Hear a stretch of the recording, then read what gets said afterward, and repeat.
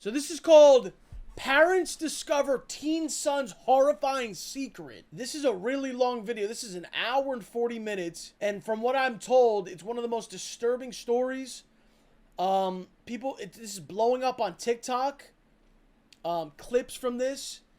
And there's people saying that this is one of the craziest ones. This could be a Netflix series. This could be a movie. This is horrifying. So, let's go, bro. This is a JCS style video. You guys know I love the JCS style videos. And if I have to, I will increase the speed. I will go playback speed 1.5 or to 2. Whatever. Let's go.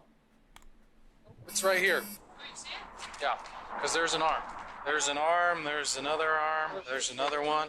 Parents have some concerns of some stuff they may have found in your room? Yeah, I believe so. And what would it be? A human head and hands.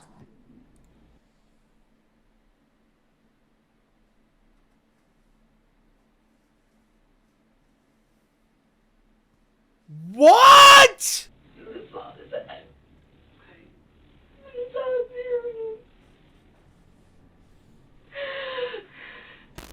911 is John. What's the address emergency? Hi, there is an emergency. I found something in my son's closet wrapped in a plastic bag. Okay, what was it? I think it's a human head. Chad, are you ratting? Are you ratting? Now, I don't have a child, but if I did, and I saw something like this, right? I feel like, yeah, no, human head is too crazy. Human head is way too crazy, bro. Human head is too crazy. I'd say, listen, explain this to me right now. What is this? What the fuck is this? If the scenario is, yeah, I just killed this guy, I like killing, oh, you're done for, bro. I'll bring you to jail myself, all right? I'll tie you up. Now, if I ask you this and you go, listen, someone threatened my life. They said they were going to kill you guys. I had to do what I had to do. If it was some shit like that, then I'd go like this. I'd be like,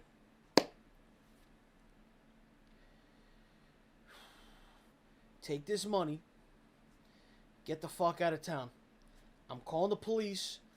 By the time they show up, you better not be here. I don't know where you went. Don't tell me where you're going. I don't know where you're going. So if they ask me, I don't know. Don't tell me. I don't want to know. Just get the fuck out of here. That's it. That's the only two options. It's a what? I think it's a human head. On March 1st, 2021, police at Grand Junction, Colorado received this chilling 911 call. A mother has just discovered a disturbing secret hidden within her son's closet. Even more terrifying, he's currently just outside the house while she makes this call for help. Why do you think it's that? Because it looks like it's all an ear.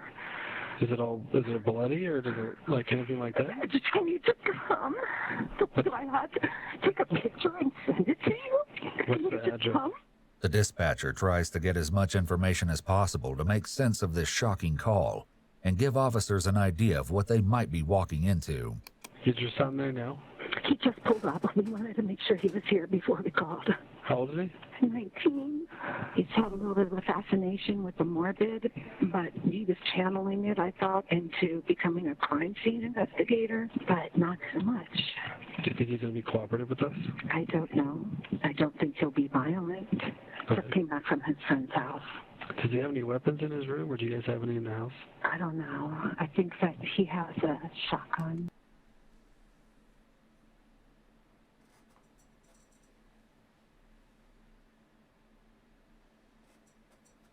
I don't know. I think he has a shotgun. Bro, how do you not know as a parent if your son has a shotgun?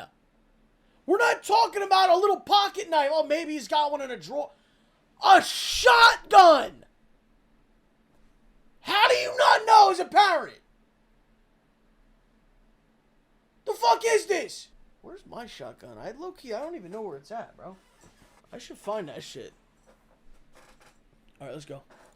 But we can certainly remove it immediately before he gets in his room. He's out by the car now, so. Is the bag still in the closet? No, it's in my kitchen sink. And there's a secondary bag that I have not opened. It's currently covered with a towel. And there's a It's second all bag? there squeaking. Yeah, there's a second bag. I don't know what's in it. I didn't open it. I'm sorry. Did he took the second bag out of the closet? I took the second bag out of the closet and put it in the sink. Where's Brian now? I think he's still outside. And you're in the backyard now? I am, yes, because I don't want him to hear me. Despite the horrifying nature of this call, police could not have anticipated the twisted tale of violence they were about to embark on. Nor did they have any idea just how shocking the motive behind the inexplicable horror would be. One day prior to responding to this harrowing incident, the emergency services had attended to a rather unusual call at 2 a.m. on Sunday, February 28, 2021. 19-year-old Brian Cohey Jr. is having a bad night. As officers arrive at the Blue Heron boat ramp, they can scarcely believe their eyes. The majority of the following footage has never been seen before. It's been analyzed by a qualified team, including a licensed professional counselor, a licensed clinical psychologist, and a former detective, former licensed polygraph examiner, and former hostage negotiation commander and instructor. How do we call a tow for that? I don't know, because he'd have to get in the friggin' water. Yeah. I called Black's Towing. They want me to text them a photo of the car because they think they might be able to pull it out. Okay. So you're already in contact with them? Yeah, but I only have like 10% battery left on my phone, and now he wants me to text him a photo of the car, and I'm like, oh, good Lord. I can. Guys, I'm confused. What is this now? What is this scene with the car in the? What is this? Okay. That's what I thought, but I wanted to make sure before we keep watching. Take one and text it to him for you if you'd like. Oh, that would be fantastic. Thank you. It's not every day that police officers see a car floating in the Colorado River. To try and make sense of what they're observing, the officers speak to Brian's mother. He is an inexperienced driver. Okay. Put his car here on the angle, and he got out and like just looked down at the green light for a moment, and when he went to get back in, he wasn't able because of the angle to. Yo, is that? Oh, get this. Is that him? He's guilty, bro. He's guilty. I don't care. No trial. He's guilty. Pull it out. I don't know. He's right there. Okay, we'll talk to him real quick. Sounds good. Officers decide it's best to get the story straight from the horse's mouth, and 19-year-old Brian has no choice but to own up to his mistake. Little do these officers know, there's a sinister secret lurking in the background of this crazy story. What could be Is your son right here? Yep. Hey, partner, you want to come out and talk to me real quick? Sure, Appreciate it, man. I'm really cold. Is it okay if it's in here? Because That's fine. pants because he is Okay. submerged. That's fine. I did not know that. No, please stay in the car. All right. Nobody else in the car? Nope. No, okay. No, just us. I'm the father. That's the mother. And this is our son. He just Sounds called us 20 good. minutes ago and said, "Dad, I parked at the boat ramp and I messed up. I tried to get out of the car and it slid down." Well, you're not hurt, right? You're okay? No, just a Okay. little cold is all. Beside your pride a little bit. And probably $7,000. Okay. All right, man. Do you have your ID with you, driver's license by any chance? Thankfully. What were you doing down here, bud? Well, I felt like I needed to get out, and I figured, why not park here and just relax a little bit? Relax and think. Okay. And I parked on the boat ramp, and I thought it would be easy to get out. But when I tried to, Where did you park exactly? Were you down the hill a little bit? Yeah, just a little bit. Okay. And then when you got back in, go ahead. When I got back in, I tried to put it in drive, and it didn't go up. So then I tried putting it in low gear, shimmying it a bit. That didn't work. Were you facing down? No, at I this was point, or facing. were you I was facing facing this way? up. Okay. You back down? Yeah. That's a really good idea. It's a predicament so ridiculous that the responding officers can't help but laugh. How we're gonna handle this, man? 'Cause I don't know. Do I get a tow going for a car in the river and see if anybody will take this? I'm gonna work on that. I don't know, man. So I'm kind of glad you were coming Bro, down here because I was. Bro.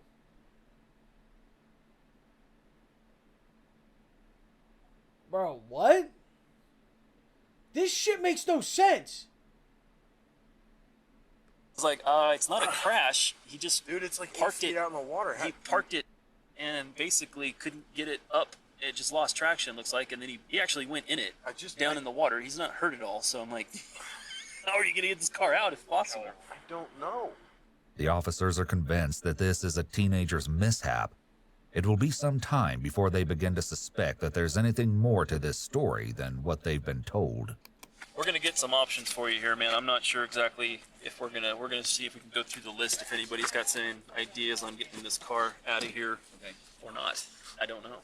I don't see a whole lot of cars that have put themselves in that situation, so we're gonna see what we can do. And, I'm actually the owner of the life jacket program on the boat ramp here. I do all the life jackets in Grand Junction, Colorado. So it's like, oh my God, this is not. It happens. It happens. Faced with embarrassment over the whole ordeal, Brian's mother talks with the officers. Yeah, we made him wait till he was almost 18 before he got his driver's license because we didn't want him having any accidents like they do when they're 16 and 17 and Gotcha. doing stupid things. But stupid usually doesn't have an age limit, I guess. Yeah. Not gonna lie, this is my first time too. Really? It's a new one for me. What's that? So I've never seen one of these either, so it's a new one for me. On my website, backing up when people back up their boats, I see accidents when a truck goes accidentally in the water. Next thing you know, the boat and the truck's in the water. But Lost him. Just let me know if he does. That way, if not, we can try and get hold of a tow truck and go from there. No, it's at an angle. It's heading upriver. It's facing upriver. Yeah. Yes, the front of it is facing upriver. Oh, damn it. I'm sorry. It keeps losing the call. Ah! And he's like, I mean, at this point, like, is the car not just your fault? Like, right? How do you can't fix that car? I don't want to get wet. I don't have the proper clothing to go into the water and get wet. Yeah. Hey, Robert. Well, you know, I was just talking to the patrolman, and they're suggesting that we just adjust this in daylight hours. That's why they make the big bucks. They're smart. Nobody wants to get in the water. I hear ya. At long last, the officers make contact with the towing company willing to come out to the river in the middle of the night and risk the frigid waters. With help on the way, they finish things up with the Cohees. If you guys want to stay warm, you're more than welcome to jump in that car and see where it's warm. Does he need to stay here? Or I'm sorry? is he free to go? I'm sure he'd like to go home and get warm. I'm sure you'd like to get some pants on. Yeah, right? Yeah, it's not a crash. It's okay. a simple It's mistake. just a stupid accident. So, All right. I mean, listen, the mom seems like a nice lady. She seems, you know what I mean? She seems like a normal lady. The dad seems a little strange. Dad's talking a little funny. But the mom seems like a nice mom. So, I don't know. I'm going to take him home and then we'll come back here and figure out what's what with the picture. Terry and Brian Sr. take Brian home, but they soon return without their son to the boat ramp. Nearly an hour later, the tow company is making progress. But as the car nears the shore, the officers make a disconcerting discovery. hey, quick question for you. Sure. So the back bumper, I don't know, you can probably see it from here. It's a lot of red on the back of that, dripping down it all a little bit. Underneath the license plate, a little area right there. Okay. Okay. A lot of red, which means looks like blood. Blood? Yeah. I don't know if did your son hurt himself on his way out at all? he might have. He just didn't know it. I don't know. That's why I'm asking. It's a good question. He's at home. He's to make sure he's not got a cut or He just said he's going to bed. something out on him somewhere that he's not aware of. Maybe because his adrenaline was a little high. Maybe just have him do like the self-check, make sure he's okay. Brian, are you okay? They see blood on the back bumper of the vehicle. Really? Yeah, did you get hurt? No. Are you sure you don't have any injuries? No, I'm fine. There's blood on it? What? We're not sure. We're not sure. It's a red, something red It- underneath the license plate. Similar blood stain. Oh, no. All right, but you're not injured. You don't have any cuts. No, I don't know what would cause blood or just whatever it is on the bumper. But you're not injured. No, I'm not injured. What the hell did he do? Officers may have some concerns about the mysterious red substance on the bumper, but they release the car into the Cohees' custody. However, on March 1st, the next day, the police once again find themselves at the Blue Heron boat ramp. A homeless man by the name of Warren Barnes has been reported missing. Officers speak to the woman who called in the report. How do you know Warren? I own Monique's Bridal downtown, and I give him a chair to sit and read his books. When was the last time you saw him? Saturday, 5 o'clock. I said, I'll see you tomorrow, Warren, and he was like, okay, meaning he planned on coming down on Sunday, and then he did not show up. So I'm thinking if they saw him Saturday, maybe it happened more up there, because it's weird. He would never come down here.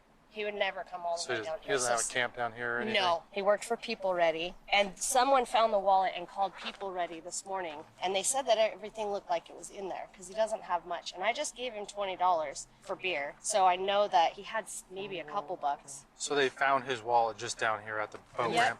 Monique Lanati has forged a special friendship with Warren over the years. So why did you, what raised concern with you today to report him missing? Because the place People Ready called to see if I had seen him because he didn't show up for work, and he's never once not shown up for work in the 4 years he's been working for them. So I said no, and that I hadn't seen him since Saturday. Wait, he has a job but he's homeless? Is that a money glitch? You have no bills and you just have a job.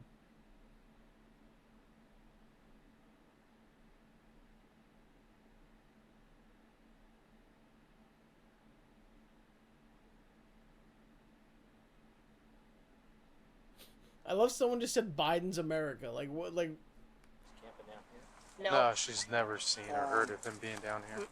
That's why I'm freaked out, because there's no way he walked all the way down here in his wallet. So, in how many years? 4 years. Yeah, that's as long as I've known him.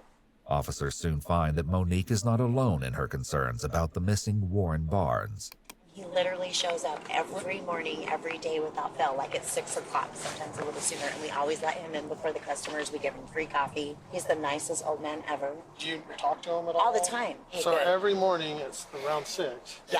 Without fail? Without fail. And he's the nicest guy ever. Rough looking, but he is the nicest guy. Monique gives officers a photograph of Warren in the hopes that it'll help with their search. So that's the only picture you have of him? That's the only one I have, and that's from June of 2019, so he's a little bit thinner. Okay. So who found his wallet down there? The lady from the place said that it was whoever runs the life jacket thingy. I'm actually the owner of the life jacket program on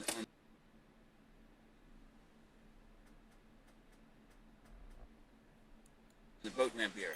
Okay. Well, thank you. Yeah, of course. I hope you guys find him. I hope he's okay. If anything, I just hope you find him so that we can start the next process, whatever. Because I don't know. I just have a really bad feeling.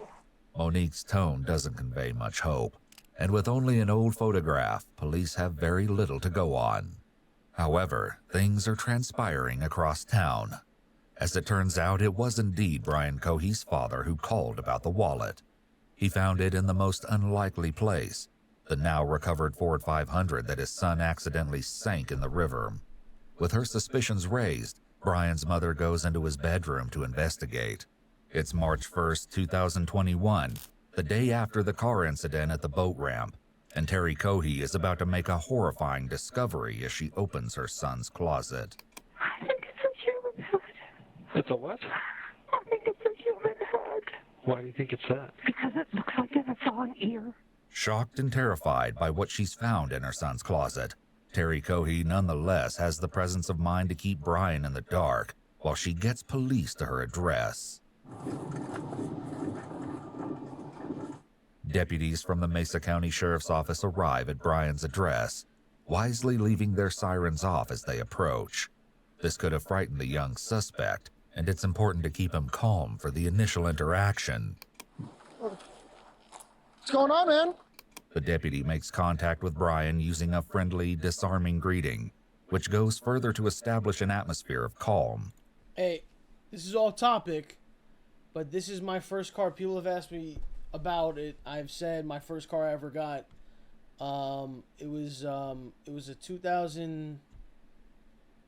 I want to say a 2007 Mustang, and it was silver, and it was this car right here.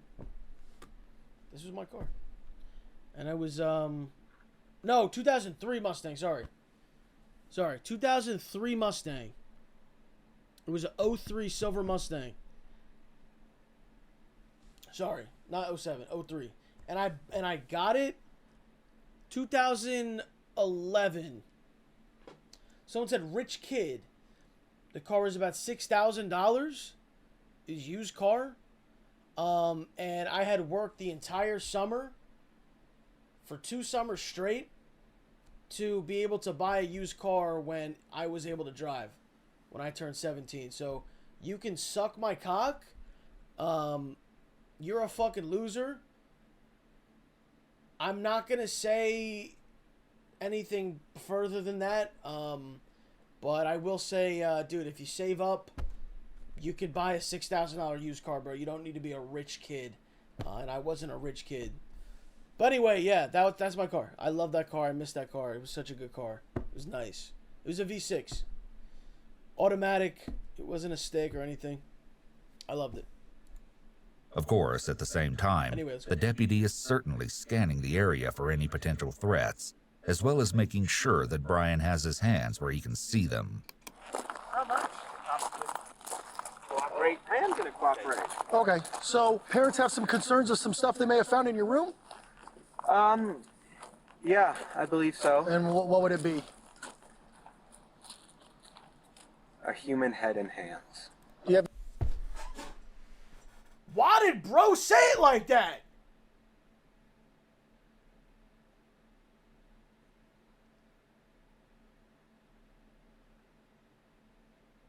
Like, he delivered that line better than a lot of actors in movies.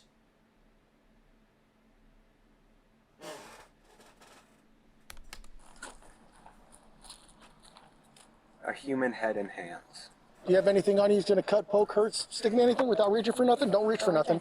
My phone and my wallet, that's okay. it. Well, I'm going to have you face that way. Put your hands on top of your head for me real quick. I just want to make sure you interlace your fingers for me real quick, all right? It's important that the deputy only ask enough questions to figure out exactly what is going on at the scene. And while this is not the kind of encounter that even a veteran police officer would be accustomed to, it's Brian's parents who must slowly absorb the shock of their son's admission. I'm going to have you walk over here. You're going to sit in the back of my partner's patrol car for a minute, okay? Not yet. Okay. Just sit back there and hang out for me, okay? Oh my God, look at the mom. Look at the mom, bro. Okay? Can you walk me inside, please? Okay. Let me do it. You go inside. Well, let's stay out here with me for a minute. Sit down. Come on, sit down, baby. Can I go in there and verify here first? Oh, yeah, please. We haven't seen it. Yeah, we haven't okay. looked at it. It's under the towel in the sink. Okay. Yo, that's my car. That is my car, bro. And right here, right here, I had a Jumpman sticker, or a bumper sticker. It was a Jumpman. It's pretty far, not gonna lie. All right, let's go. Annie, stay with your mother. Give her Hey, just make sure that guy goes in the car first. I can stay there. You can go in the sink, right? Well, yeah, okay. Right there. No, yeah. But Los, you can't jump.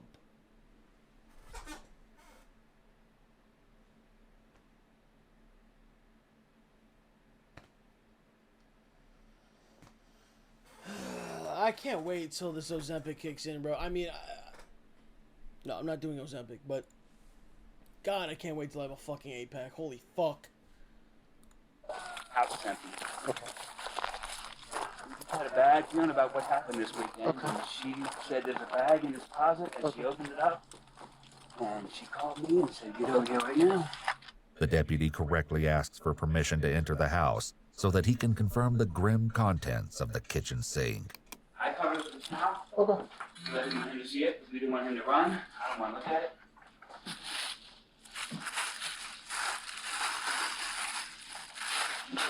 Yep. Just sit back there and hang out for me, okay? How are you? I'm good, sir. How are you? You said your name's Brian? Yeah. I'm not feeling too well. You're not feeling too well? All right. No, these past few days I've been very, very anxious. That's understandable. So what we're going to have you do here is I'm just going to have you sit in the back here, okay? I'm going to turn on the air for you in a second. That way you're not too hot. Are you a hot-blooded or cold-blooded kind of guy? I am very cold-blooded. I prefer cold. Well, no, actually, sorry, hot-blooded. Hot-blooded. So you prefer the cold. Okay, fantastic. All right. So hop in here. I know you're tall, so it's a little bit of a tight squeeze, but like I said, I'll get that air on for you. Sorry about that. All right. Does bro know he's going away forever now? Does he not... Does he know he's never going to walk back into that bedroom again? Or does he think he's all happy, smiling? Buddy, that's the last time you're going to see that Mustang, dude. You're done. Wait. The officer has no response to this observation. How you holding up, Brian? Okay. A bit thirsty? You guys have any water in your home? I can't make any guarantees we're going to be able to go in and get some, but I will get some water to you as soon as I can, okay? All right, Brian. We're headed to the sheriff's office, and your family's going to go with us, okay? She also doesn't respond on the way to the sheriff's office when Brian casually makes another chilling remark. It's under this bridge. Okay, Brian. Thank you. No problem, sir. Just walk with me. We're going to walk right this way, okay? You're fine with me not being in cuffs. I'm fine with you not being in cuffs. Okay, thank you. All right, Brian. Open this door. She's like, you try some shit, Brian. For me, please. Just walk forward for me, Brian. Oh, I should have a mask. You're okay. Don't worry about it, okay? Keep on walking. Keep going. Take another left. You're Hard worried left. about a mask. You just murdered someone and their head's in your closet. A mask, dude? Right here, right here. Ugh. All right. So have a seat, and we'll be with you in a moment, okay? Thanks, Brian.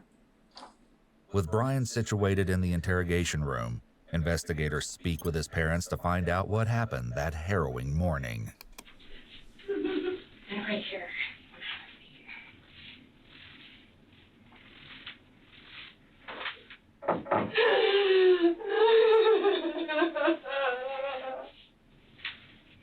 Just take your time. Take as much time as you need, okay? You think Brian watches Minecraft YouTubers?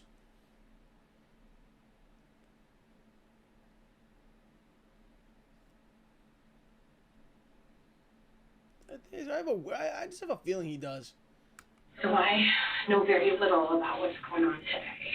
So, what started all of what's going on? Terry relays the incident at the boat ramp.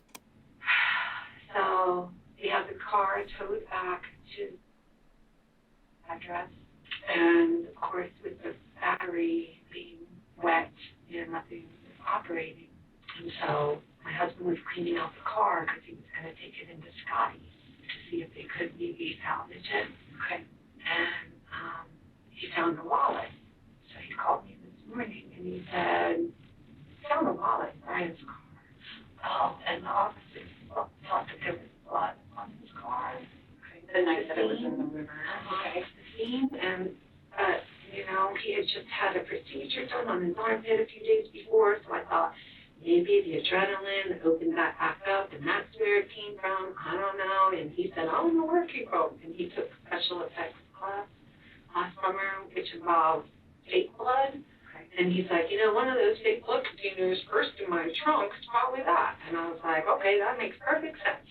However, his father, Brian Cohey Sr., found something even grislier in the car's glove box and decided to confront his son. I went back out there this morning just to continue. And I opened the Someone just said that I'm stroking my shit. Buddy, I'm itching my kneecap. Did you just say I'm stroking my cock? If you want to see, I was just scratching my knee. You think I'm sitting here, wait, hold on. You think I'm sitting here and I'm bricked up to a murder?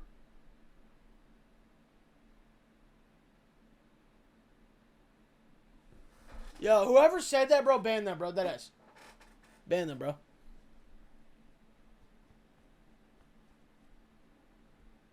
glove box, and there was a knife in the glove box, underwater.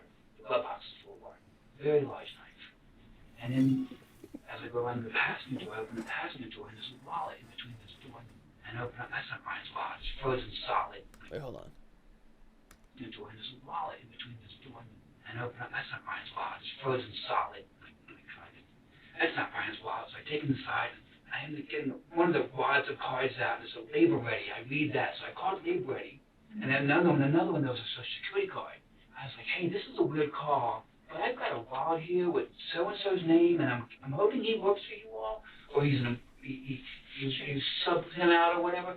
Oh, yeah, my one, we've been missing him. Yes, he didn't show up today. Okay, well, Dude, he called like being like, hey, maybe this was one of your guys, or maybe he's one of the, you know, the tow truck guy. You know what I mean? He didn't even call thinking it's anything crazy. well, I found his wallet at Blue Hen Boat Ramp. So here's my name, here's all my information. If you get a hold of him, tell him I've got his wallet here at my house. Okay, so I left that like that. Called Brian. Brian, what's going on? Why is there a wallet in the car? Oh, I found it down at the boat ramp when I was down there walking around. And he was so sincere. I took it all. I want to believe him. He's my son. Sure. We found out Brian, how come, and all this going on in the last 2 days, how come you didn't tell us about the wallet? Dad, I was just so excited with all the goings on. My car getting towed. Look at this wet now. It won't start. I didn't think about it. I didn't think it was important, Dad. I'm like, Brian, who is this Warren whatever guy? Dad, I swear to you, I only know one Warren. He's my school friend. It's not him. I believe him. There's blood on the bumper. Right. And I'm like a smear of blood. And I'm like, that didn't come from that cup. And I asked him, Ted, right, tell me the truth. I knew. I didn't want to believe it. Something was going on. Had that gut feeling. Despite the red flags, the family put the strange accident at the boat ramp behind them. But no one was prepared for the spine-chilling discovery Terry made the next morning. I was in his room, cleaning up, putting some things away, and he has a Rubbermaid container in his closet. And so I just kind of started digging through, going, you know, what is this mess? You know, like moms do. Sure. And I saw a plastic bag, a white plastic trash bag. And I was like, what in the world does he have in here? And I picked it up, and it was heavy. And I held it in my hand, and I was like, what in the world is this? What in the world? Is it like maggots covering something? Or I don't know. I better take it in the sink. So I carried it out to the sink, and it was double bagged. Why did he save the head, bro? I ripped just in one bag, and I saw gold blood. Okay. And I went,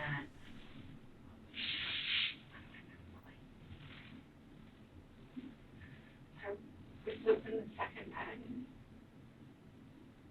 and I saw his head. Okay. I saw his mirror.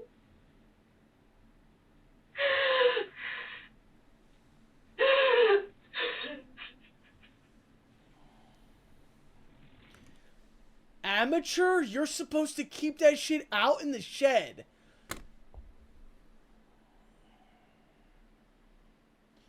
That's getting sent right to the fucking FBI. You're banned. Reporting you. Yeah, that's I'm doing a police report tomorrow, bro. Let me get more pictures of his logs.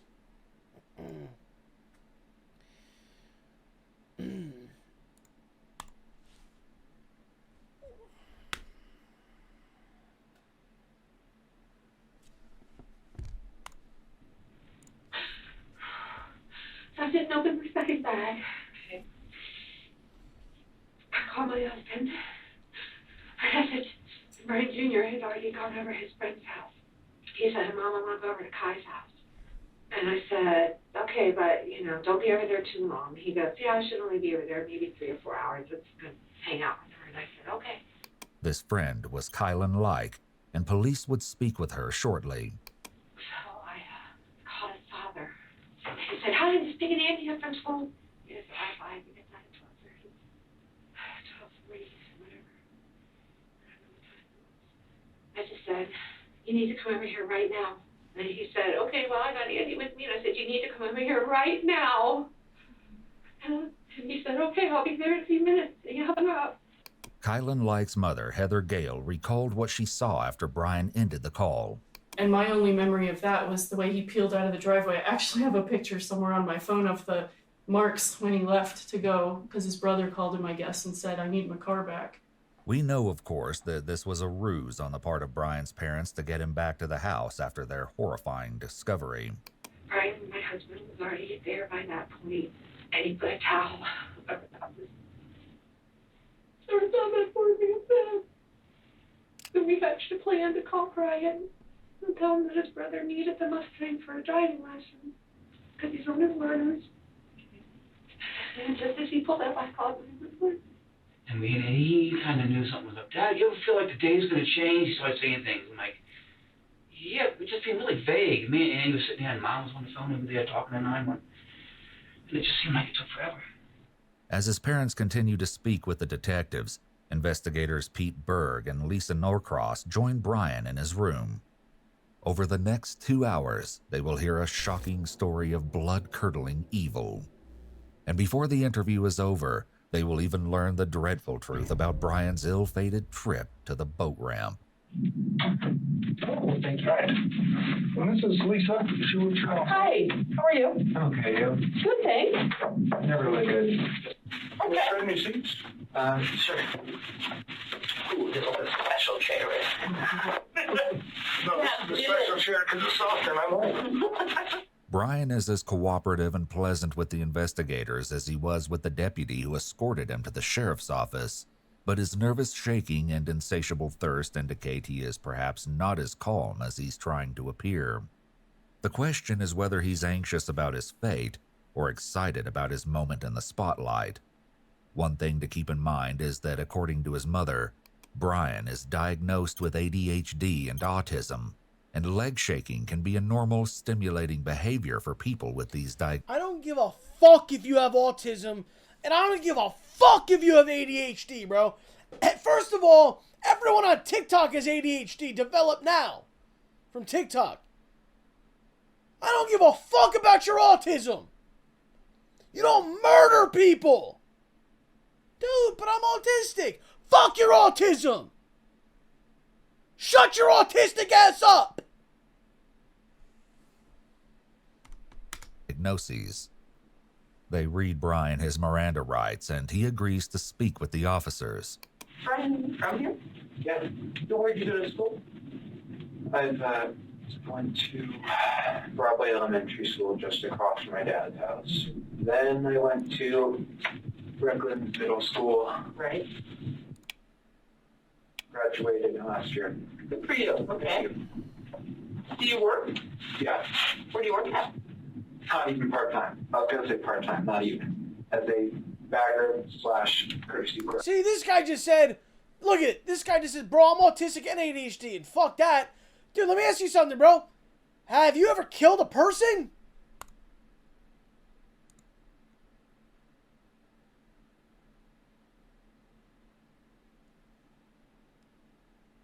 Why did 10 people just say yes?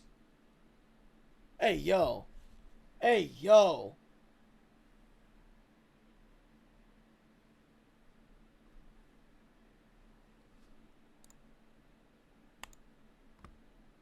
Nah, bro, you're fucked, bro. Yeah, you're fucked, bro. All right, let's go. For Safeway.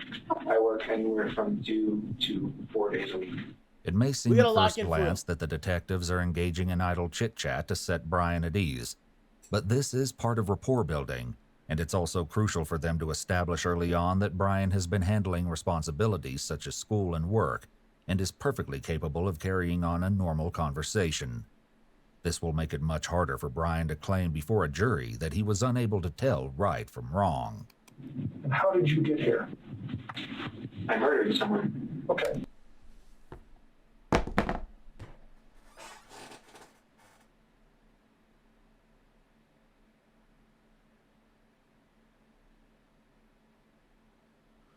Dude, obviously you're caught, okay? At least try to make up something, dude. Oh, dude, this homeless guy attacked me. You're fucking caught, dude. You got his head in your closet.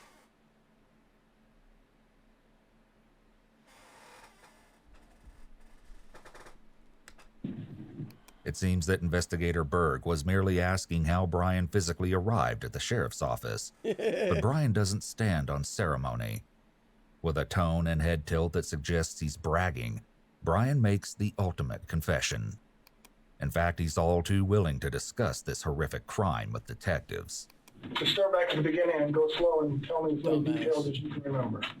So you guys know, right? Like, and we've done this with all JCS videos. You know you don't have to ever talk to the cops in any way, right? You know that, right? So when the cop's like, oh, tell me about it, you don't have to say anything. You could go like, yeah, go fuck yourself. Give me my lawyer. This is what's insane about this shit, bro. We watch this in all these videos. Why do they talk to the cops?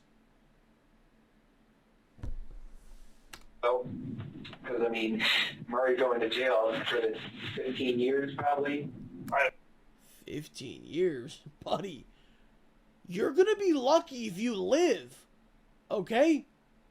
I will be petitioning the courts. I will be. I have no idea. Because we're at the beginning. It's murder. I mean, I'm going to jail for 20, probably. But, so I figure, why fight it? Okay. So what's important to me is to learn as much about you and what you did and as I can. Well, as many details as you can give me, the better. Brian's polite exterior only adds to the surreal depravity of his confession. He's somewhat of a unique suspect. Let's see. Yeah, it was the night of February 27th. It was a full moon. And I figured I could see so well, why not drive out? I am in a bad state of mind at that time. I have major depressive disorder, so I am not thinking, shall say, positively. Okay. And I'm cruising around for an hour and a half.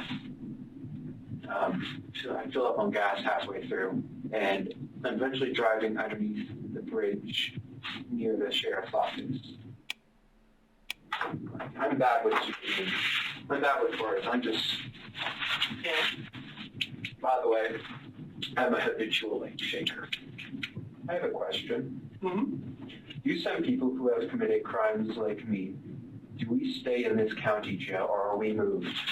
It all depends on what the judge says. Brian maintains his spirit of cooperation, but he's clearly concerned about what happens after this interview is over. It's interesting to note how he compares himself to others with the phrase, people who have committed crimes like me, almost as if he has joined an exclusive club. So we were at the bridge? Yes, I was at the bridge. I was cruising.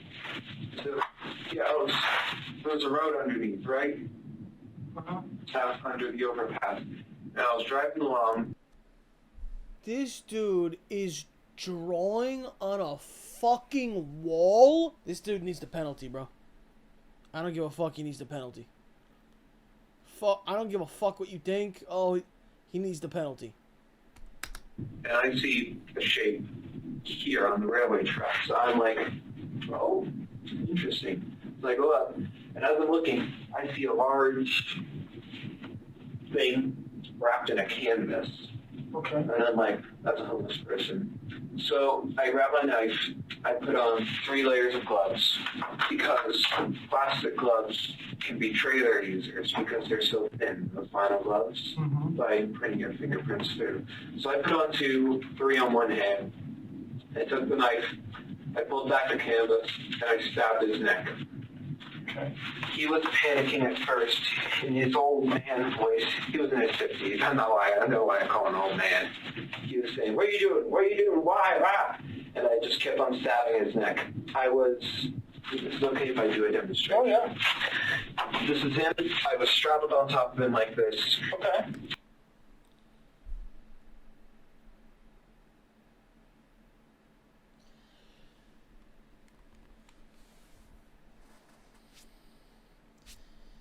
You stupid autistic piece of shit. You stupid piece of fucking shit. If this guy... Dude, this happened in 2020. I'm checking. I'm petitioning the court. I want this guy to get the death penalty, bro. There's no way that, or at least life. If this person ever touches society again, dude, I've never seen someone so happy and so elated and braggadocious about murdering somebody. This is so beyond sick.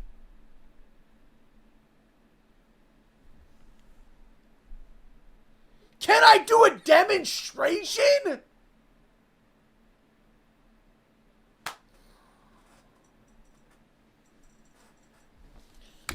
And he couldn't fight back.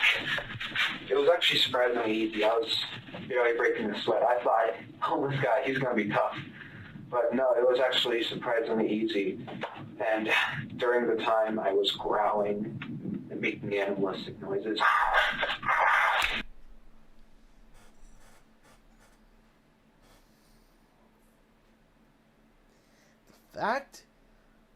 The fact that us normal people gotta walk around this earth and there's sick fucks like this walking amongst us and you don't know where they're at, then all of a sudden they come out and jump out with a knife? Bro, this person deserves to die in the most painful, horrific, torturous way humanly possible.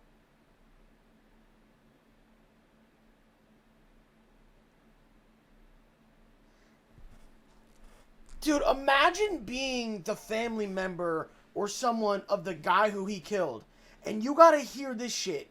I was making animalistic. I was howling. I was barking at your dad who I was murdering. I was meowing.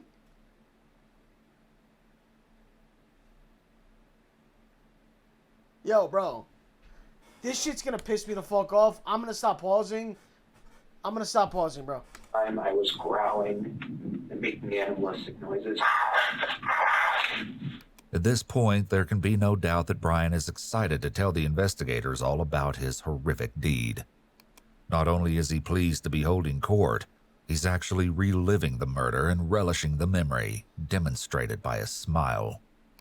As for any question of this crime being premeditated, Brian admits to having put on 3 layers of gloves, which he already had with him. The whole ordeal lasted about a minute and a half. Okay. And when I was finished stabbing him, he took out his last breath, a grunt, and his head was halfway cut off in stabs. All the while, no, actually, after I killed him, I just couldn't stop saying, stinky, dirty, dirty, stinky, stinky.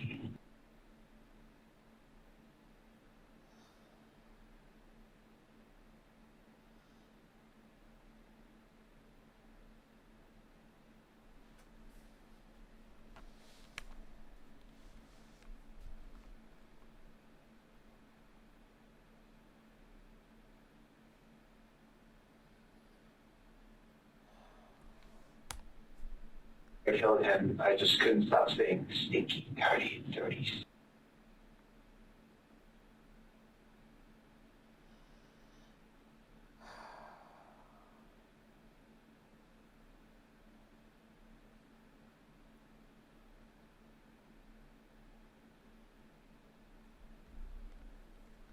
Nah, alright. Stinky, stinky. I wasn't smelling anything, but...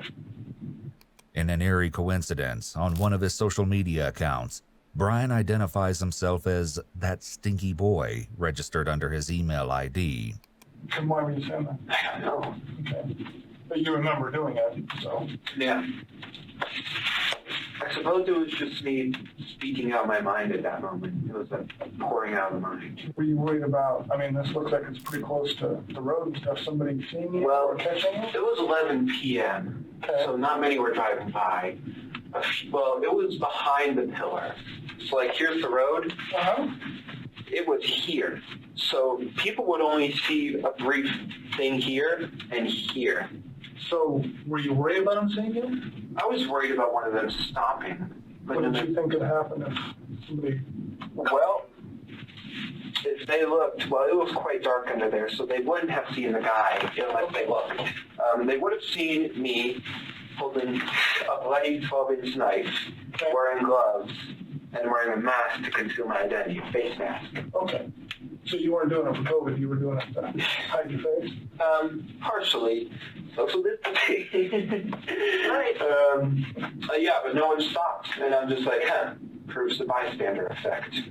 His laughter and offhand comments speak to his mindset, which is that nothing is wrong.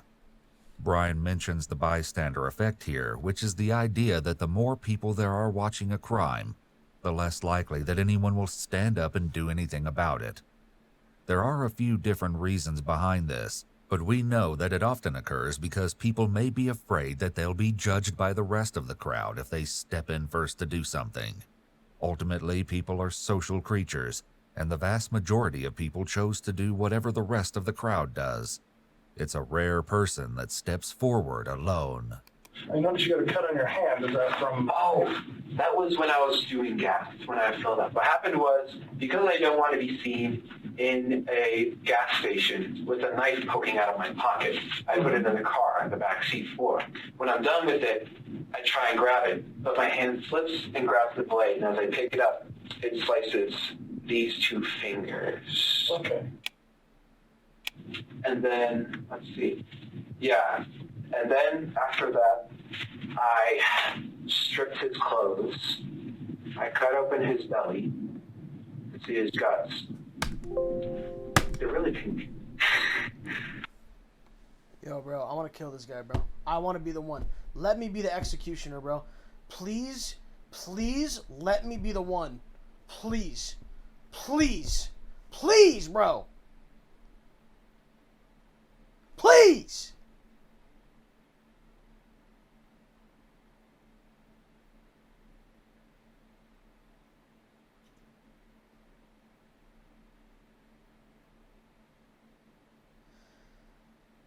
This dude is giggling. I cut his belly to see his guts. They're really pink.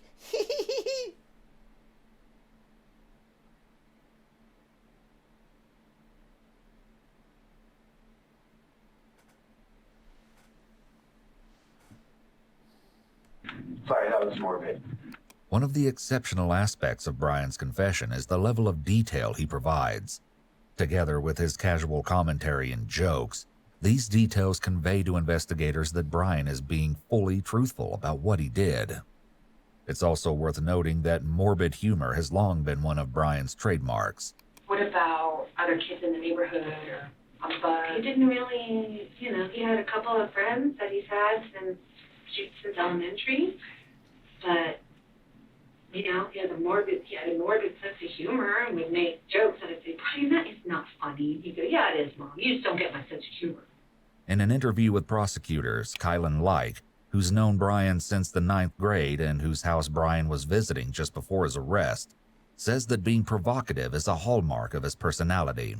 When I first met him, he was very edgy, is the best way I can describe it. He loved to get a reaction out of people and say things that would make people have a double take. He wanted to go against the flow. His jokes were always in the realm of dark humor. Very rarely did he make jokes that weren't somehow relating to death or violence or destruction or breaking the law or just basically just humor that is considered dark humor. And I know a couple of people personally who just hated him because that's kind of how he is. You either think it's hilarious or you hate it. And that's the people who think it was hilarious was a small percentage of people that unfortunately and embarrassingly included myself. And my very best friend of high school, Emily, was someone who hated him. And, she's a bigger girl, and he would call her fat and call her pig and call anybody who looked like that things along the same line. Like, just spiteful, I guess. Just trying to, like I said, get a rise out of people. Kylan Like is not the only one who noticed Brian's love of sick humor. While in a youth diversion program 2 years earlier, Brian asked the other teens if they enjoyed a snack known as crispy meat bites. He joked that the recipe involved running your cat or dog through a meat grinder and then frying them up. Yo, buddy. You're gonna joke about a dog being meat grinded?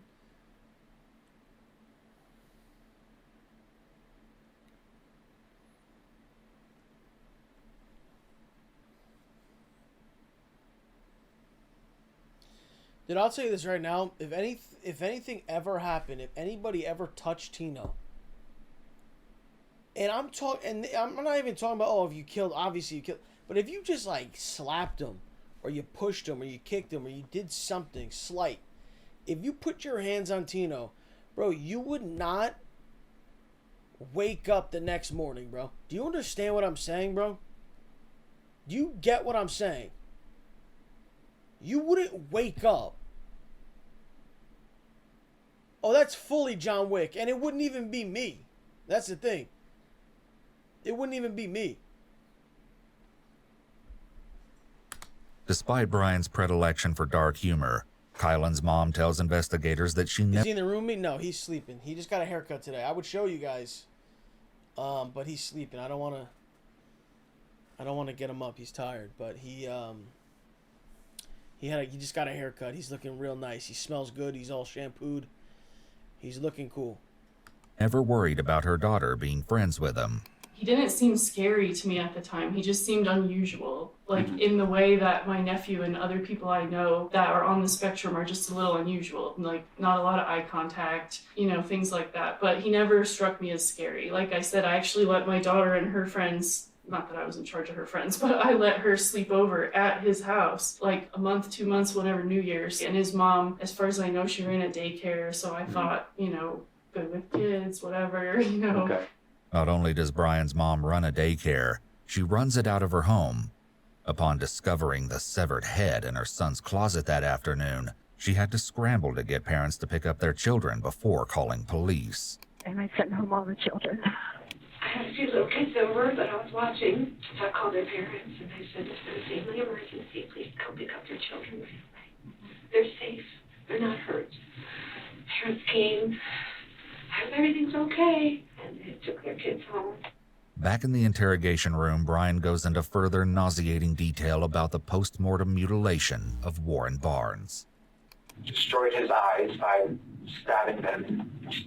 Okay. And then I cut off his hands. I put those in plastic Ziploc bags. And then I cut off his right arm at this joint and at this joint.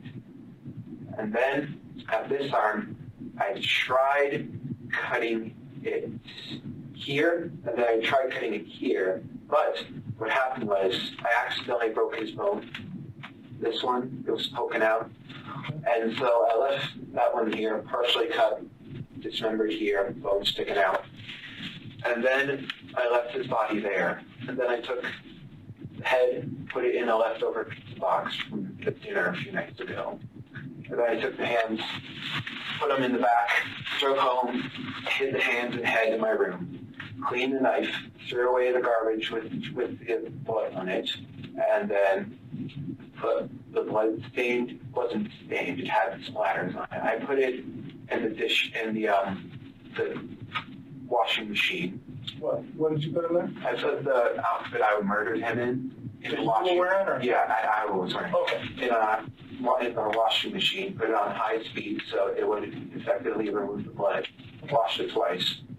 You'll notice again that not only is Brian's level of detail remarkable and disturbing, he talks about the steps he took to avoid getting caught. These will undoubtedly be important elements to any eventual prosecution as it goes to establishing his state of mind. I can back up just so I don't lose track of where my mind is.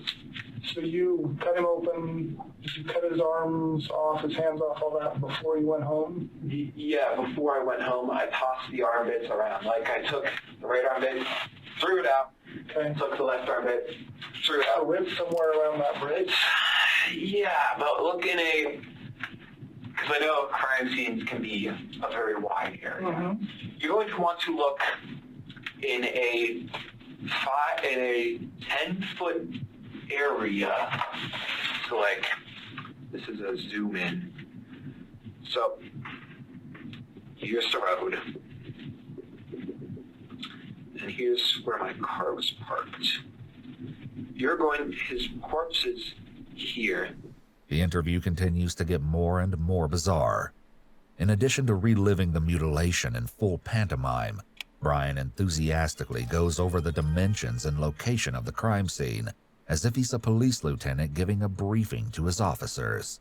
I hope I'm being quiet. cooperative. Oh, you're doing great. So you could have just walked over here. I could have.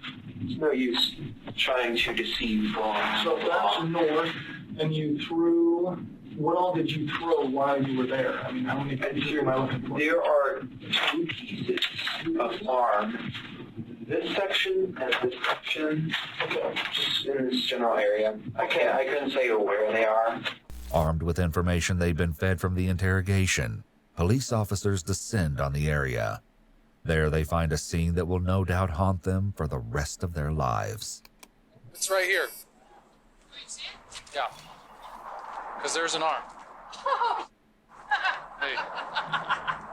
The female cop starts to laugh when she sees an arm. It's unfortunate that the family and the court will hear this. There's an arm, there's another arm. You know, a lot of people nervous laugh. I'm not going to hold it against her. I don't think she thinks it's funny.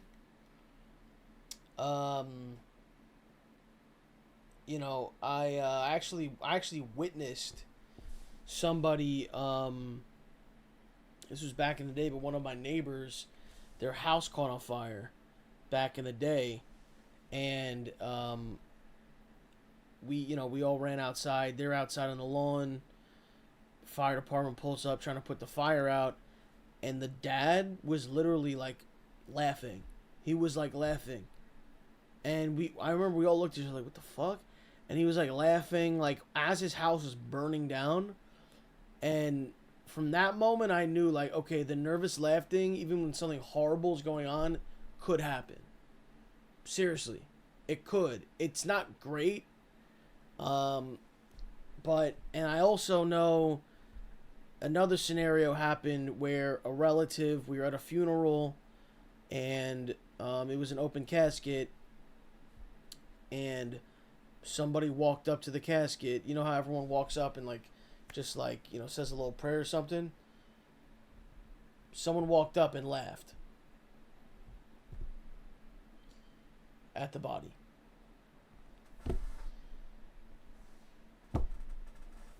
So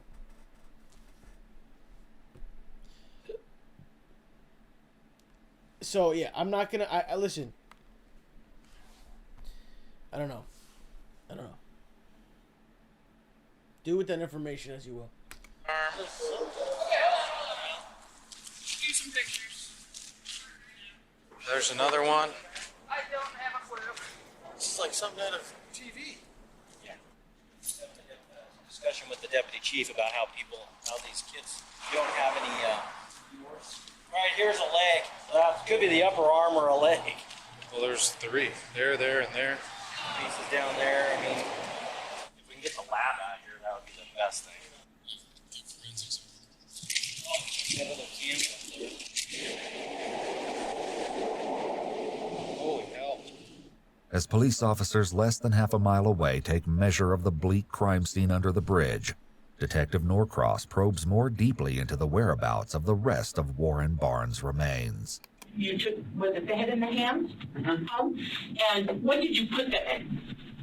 Well, there's a 3 rule for bodies. I like to call it the 3 rule. Okay, tell me about that. 3 days, the body starts to stink. No, 3 hours, rigor mortis sets in. The body stiffens.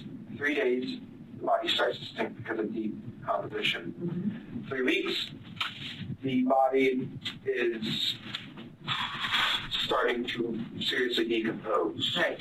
3 months, the body is unrecognizable. 3 years, it turns into a skeleton. And may I ask how you know that? I've always had a fascination with forensics and with anatomy and physiology. That's something I made up.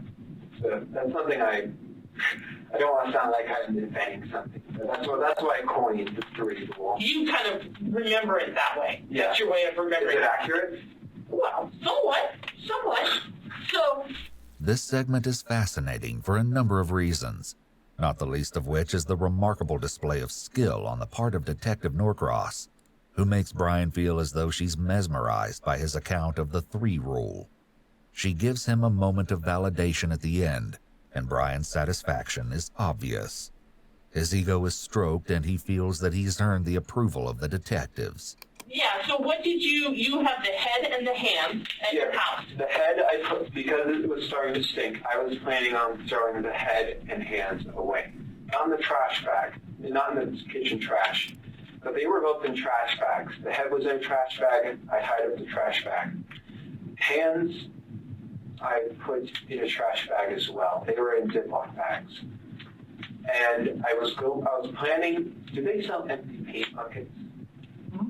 I was planning to buy an empty paint bucket, put the head in it, seal it, and then I was going to throw it off in some ditch. Okay. The hands I would throw in a different spot, wherever. I'm sorry, I just want to make sure I have it right. The head is inside of a trash bag. It was.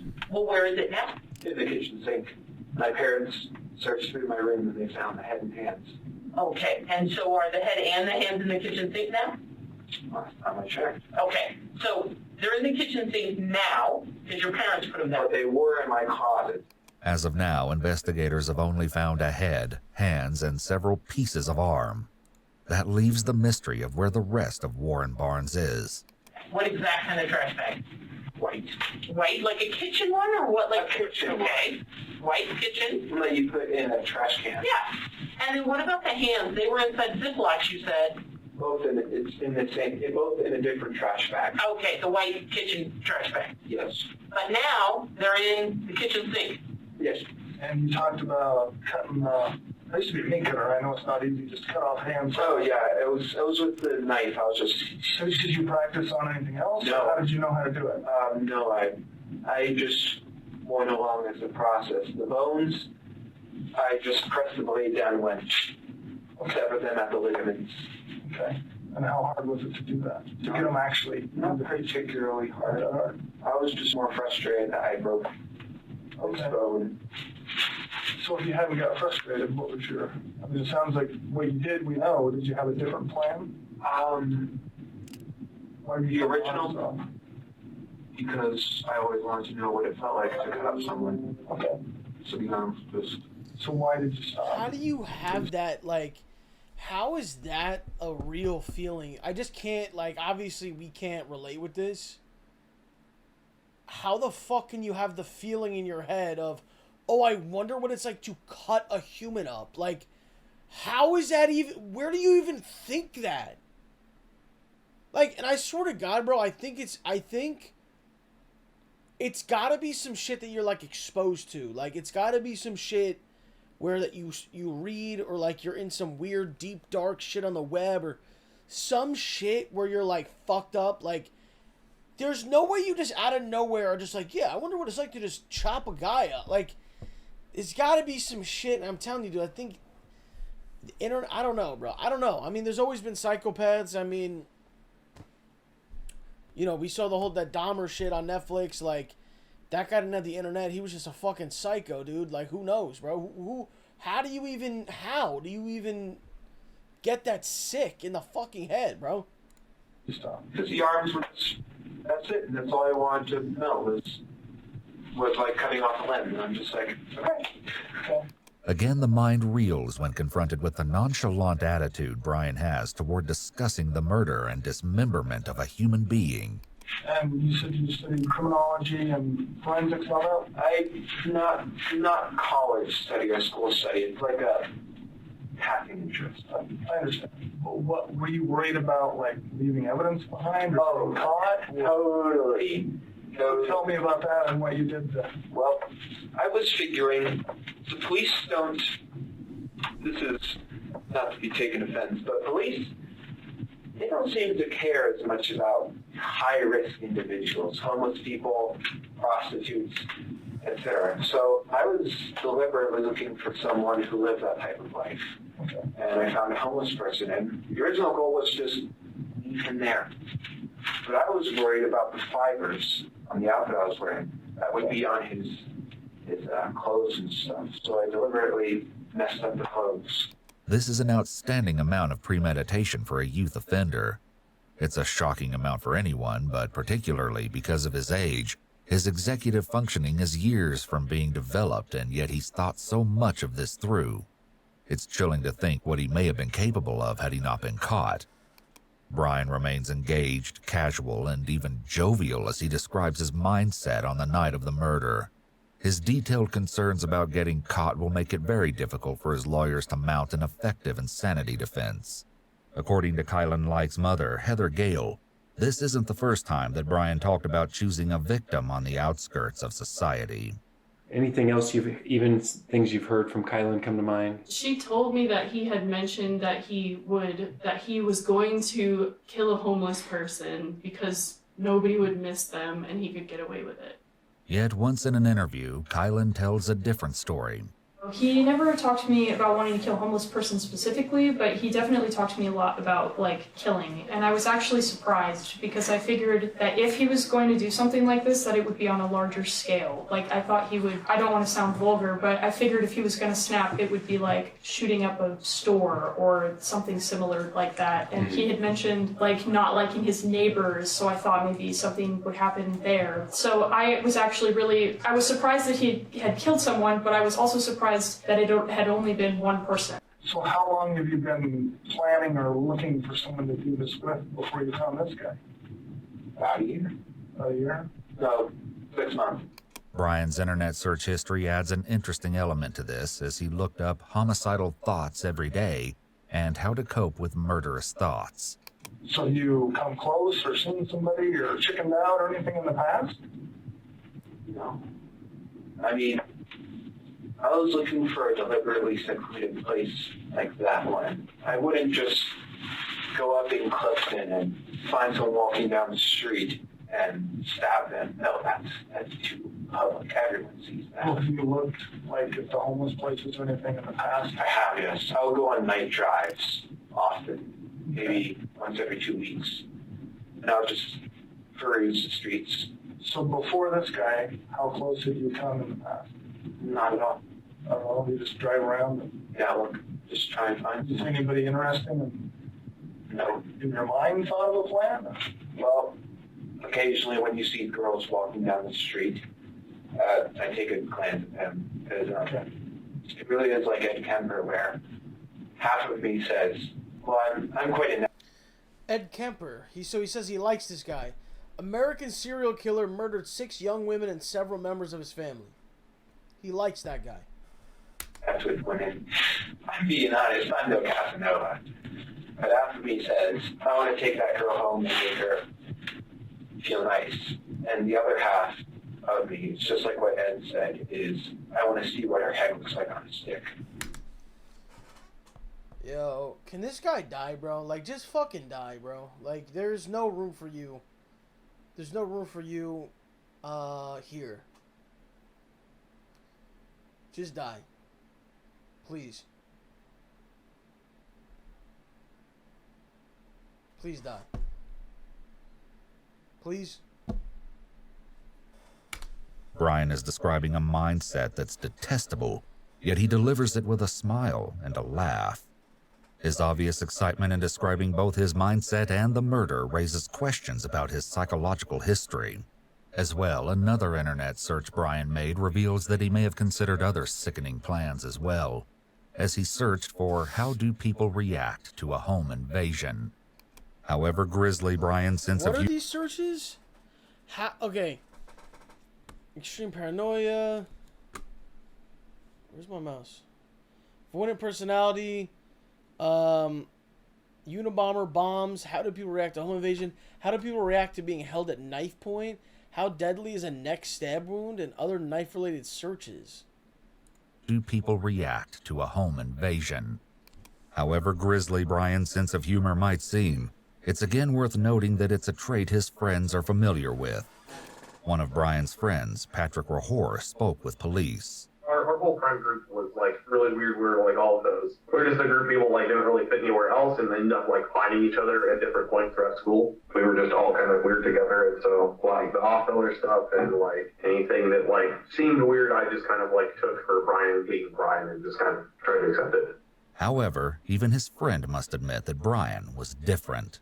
Our friend group would joke about if there was one of us that would be a killer, it would be him, but it was meant as a joke and only as a joke. I don't think any of us actually thought that something like that would or could happen. If his friends thought this, Was there a chance that his parents did too? Tell me about Brian. Does he have any kind of mental issues or disabilities? That's why we were told he had ADHD. Okay, so we put him on ADHD medicine. He didn't get it during the summer or weekends only when he was in middle school. He started exhibiting antisocial behavior, just saying things to get kids riled up and thinking it was funny. And then when we switched to What is antisocial behavior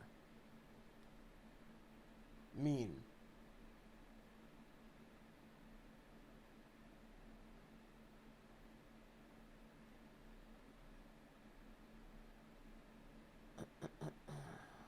Guys.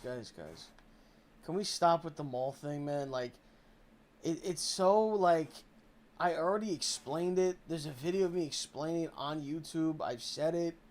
I should not have smoked. I was way too high. And the reason is because when I did get there, I felt great and it was good vibes. So I felt comfortable enough to smoke. But little did I know that how the stream would unfold. So yeah, I regret doing that. 100% I regret it. I regret smoking. It is what it is. But you gotta stop with this shit, bro. I just asked you a question. You're talking about when I was high on camera. Like, I want to see you get high as fuck on camera and then have Aiden repeatedly saying, yo, stop being all unmute. You're all, like, trolling you in real life. And then having, you know, and then the chat's, like, going along with it. I want to see that happen to you, bro. From the high school, he did okay in 9th grade, 10th grade. He got in a lot of trouble. Yeah, I'm sure Poopy Butt would be chill. He said I'd be chill. Yeah, Poopy Butt. I'm sure you're a real chill guy, bro. I'm sure you're a real chill guy. High as fuck in front of 100,000 people, and then being called unmute. All yeah, I'm sure. Yeah, Poopy Butt sounds like a real chill, nice guy, bro. Behavior issues. 11th grade, we had a big meeting, and they said... What do you mean, kind of your fault? I already said it was my fault, and I regretted doing it. Kids don't feel. So we put him in R5.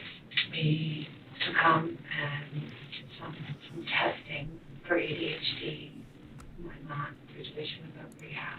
And the doctor had said, yes, he's ADHD. Yes, he's autistic.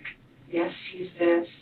Oh, and there's some indications that he should get further testing because of potential psychosis. And I asked about referrals and calls, and nobody in town to see him. Okay, well, he seems to be doing good. You know, he graduated high school. He works at Safeway, and he's been working there for a year in August.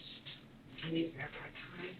And he said he's not taking his medication. Or is he on medications now? He's on ADHD medicine. Okay. That he takes before work on his part-time job. And he takes sertraline, which is an anti-anxiety, antidepressant. Okay. So he's been diagnosed. And to the best of your knowledge, is he actually taking them? Like, do you watch him take them? I don't watch him take them, but I have an alarm set, and every night at 10 p.m. I say, Brian, take your medicine. And he says, I know, I am. And as I've looked at his pill container, I mean, it's going, you know, seems to be going down. So I assumed he was taking it. About, I'm thinking 3 years ago? I'm guessing, I don't know. Because we had him going to counseling, he was going to counseling, and he just thought about it, it just came across his head. It was just, and I think everybody thinks about it, but I just remember one of the times when he was really lonely and that was an issue, you know, we were kind of concerned about that. He made jokes about making nooses or doing that and doing that. Okay. But I don't know, I just played it off as normal talk, but I'm like, you know, Brian, we wouldn't, you know, I didn't know the depth of the water. I don't understand. He's obviously sick. He's obviously very sick, because we've noticed weird things about him. Some days he gets cold. Just he looks at me and he has this cold look on his face. Just like he's been so far, Brian makes no qualms about admitting his battles with mental health. You say you have a major depressive disorder? I'm just curious what those are. Well, actually, I have several. I have high-functioning Asperger's. I have ADHD, and major depressive disorder. Okay. Major depressive, so you were wondering what that last one is? Yeah, I know what they are. I was curious, what the exact diagnosis was and who diagnosed them. They tested me for autism for a formal diagnosis, like Asperger's, which is high functioning autism. Yep. And they also said I was schizo something. That doesn't mean misremembering. They just said you're schizo something, whether that be schizophrenia, schizoaffective, schizotypal, or schizoid disorder. They said I had something that was schizo. The detectives are once again trying to delve into Brian's psychology, attempting to prove that he knew right from wrong at the time of the murder. His search history adds another layer to his story as he looked up extreme paranoia, schizoid and paranoid personality disorder, and avoidant personality. I was never formally diagnosed with anything like that. Do you feel like you had that? I don't know. Possible as hell. Self-diagnosing is foolish. Yeah.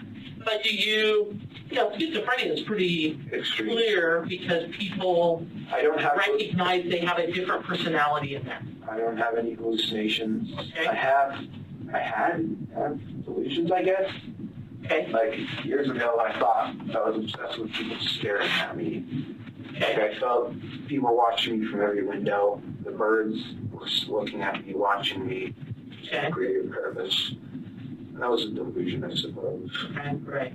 But you don't have times where you feel like another personality is in your body? No, you remember all this. That's dissociative identity disorder. Right. Schizophrenia is. But you have multiple people talking to you at the same time, kind of a thing. No one was talking to me. Okay. There's a very good reason they're asking these questions. Because Brian said he has some kind of schizo diagnosis, they're trying to determine if he committed the crime under some kind of command hallucination, which may mean he could be deemed not guilty by reason of insanity. However, Brian denies having voices in his head. No. As well, his search history goes far in showing exactly what he was thinking about in the lead up to the... How deadly is a pickaxe? Who would win, a human with a pickaxe? Or a human with an axe or a pickaxe? The murder. One day... Scarborough rapist? 5 ways to knock someone out with one hit. Before and again on the day of the murder, Brian pulled up Wikipedia articles for several notorious killers, including James Dale Ritchie, Joseph Christopher, and Andrea Yates. In the month leading up to the murder, he also looked up topics such as, how do people react to being held at knife point? How deadly is a neck stab wound? And he read an article about the killing of a homeless man in Baton Rouge. What did you think would happen if you got caught? Well, I figured my mother would have confronted me about it, but no, she didn't even say it. Do you know who the person was that you killed? No. I took his wallet. I didn't look at it. I just picked it up, briefly scanned over it, and put it in my car. Apparently, it was Warren. My mom told me this before she found out that the missing person was Warren Brown, born in '63. Brian doesn't seem particularly interested in knowing more about his victim, and the detectives turn Brian back to the subject of the evidence.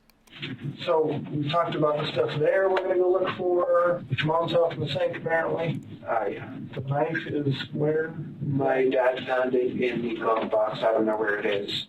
What did the knife look like that you found in the... You know when you buy like a 10-piece knife set, the biggest one in there? Okay. I think when we moved today... That's a funny way to... Nothing about this is funny, but that's a actually pretty funny way to describe how big the knife was. I don't know why I thought that was funny. My bad. I just... When you buy like... box, I don't know where it is. What did the knife look like that you found in the... You know when you buy like a 10-piece knife set, the biggest one in there? Okay. I think when we moved Terry into the daycare, we probably bought all new kitchens, and I think he just took it out of the kitchen. Because we found it in his car before. Brian, you don't need this. Dad, I do. I don't trust anybody. Okay. You don't find any blood or anything on it. I cleaned it. All of his belongings, except for his wallet, are right here. And his head in his hands. His head and his hands are at the house. Any reason you were wearing a dark blue one-piece jumpsuit? You know the movie Halloween, Michael Myers? Mm-hmm. He wears one of those, and for Halloween last year, I bought that as a costume to find the mask in my room. Okay.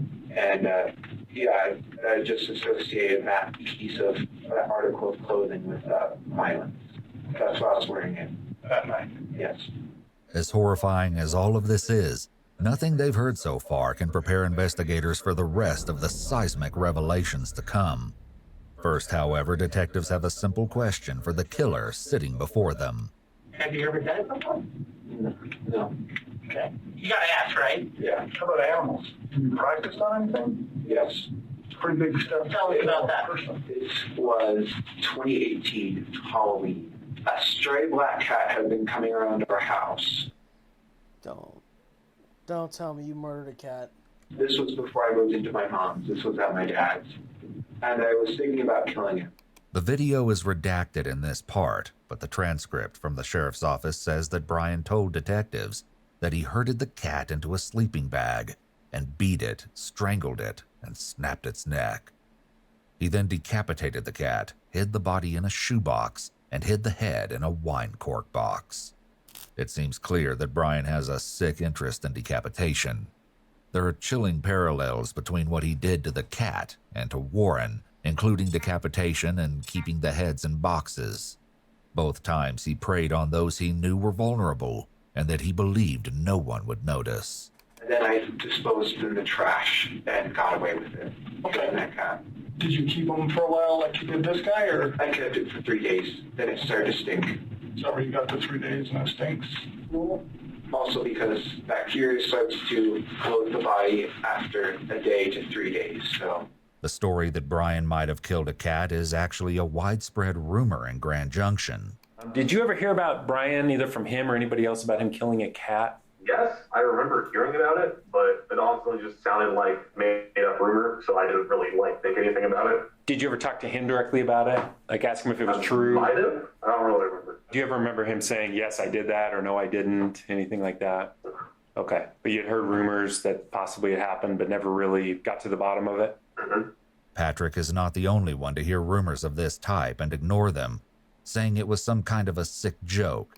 I know that there was another girl in that class who told me that she lived near him in that neighborhood and that they were always missing cats, and she felt like he was stealing cats in the neighborhood. And honestly, I don't remember if I found that out through him or through friends. Mm-hmm. But yeah, I definitely know about the cat. Did you believe that, or did you think it was just Brian saying something outrageous? Honestly, I don't know. I think I believed it, but that I didn't want to because I am a big animal lover, and that's just, I didn't want to see my friend in that kind of light. I remember my friends just talking about how messed up it was.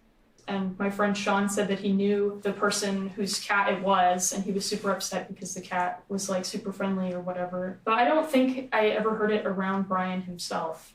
In a redacted portion of the interrogation video, Brian admits to finding a dead groundhog by the side of the road, which he skinned and attempted to make leather out of approximately a year before the murder.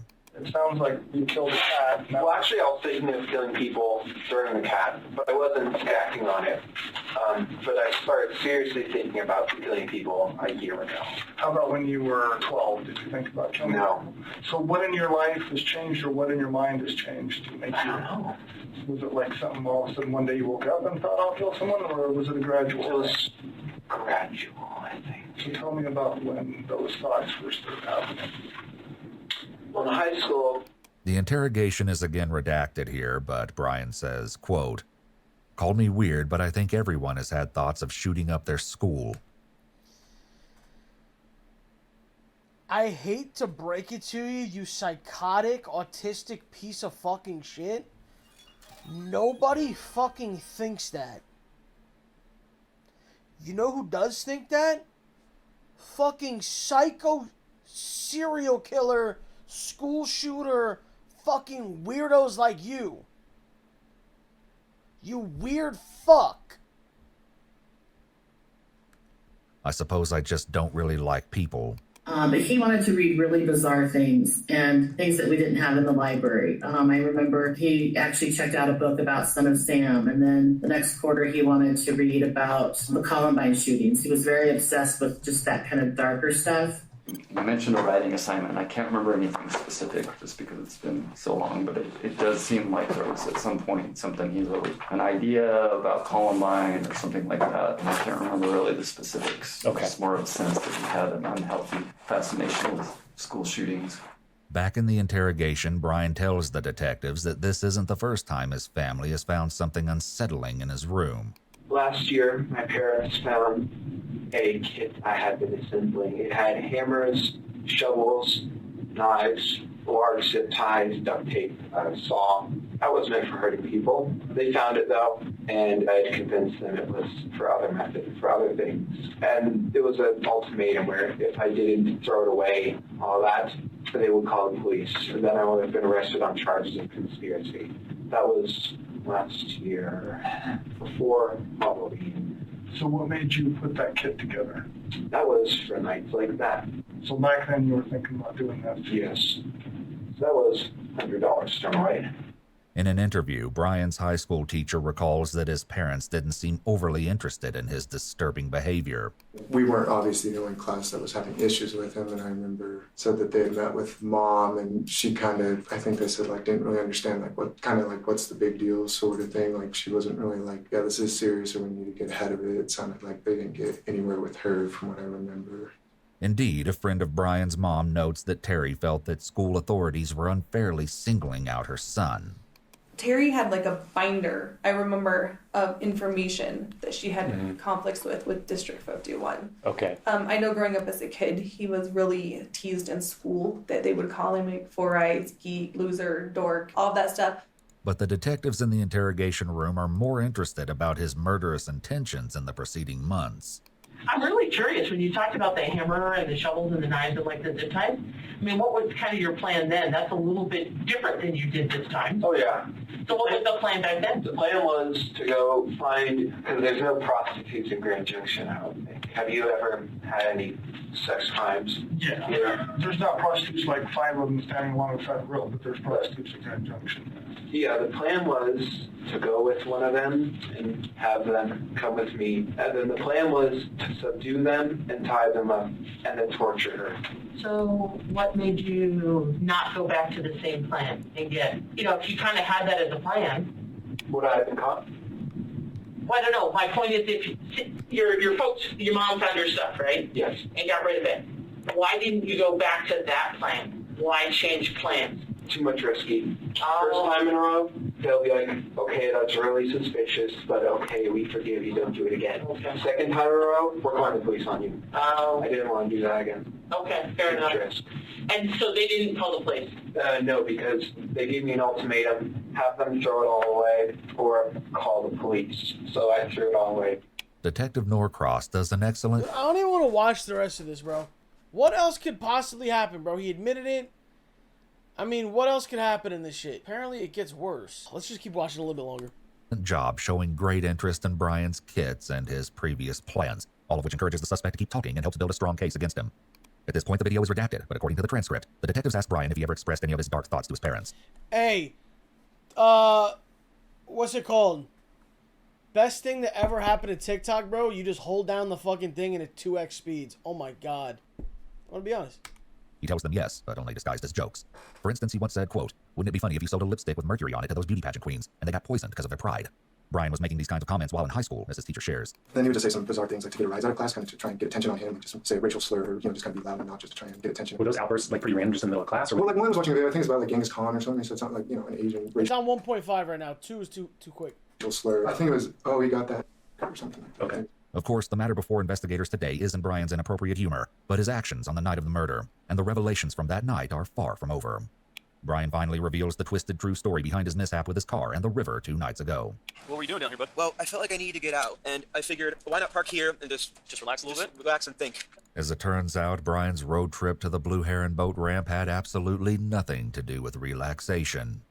He explains to the detectives that after he murdered Warren Barnes, he returned home to try and sleep. But I was worried that because there was a hole in my gloves right here, I was worried that they would be able to obtain a partial print. So I figured, why not go all the way? I drove back in a different outfit, picked up his body, surprisingly heavy, put it in my trunk, and drove to the Blue Heron drop-off station. I parked, so it's like this, right? So let's say this is ground. The ramp is quite steep, and you need to have four-wheel drive to pull out of it. Okay. And my car didn't. So I pull in.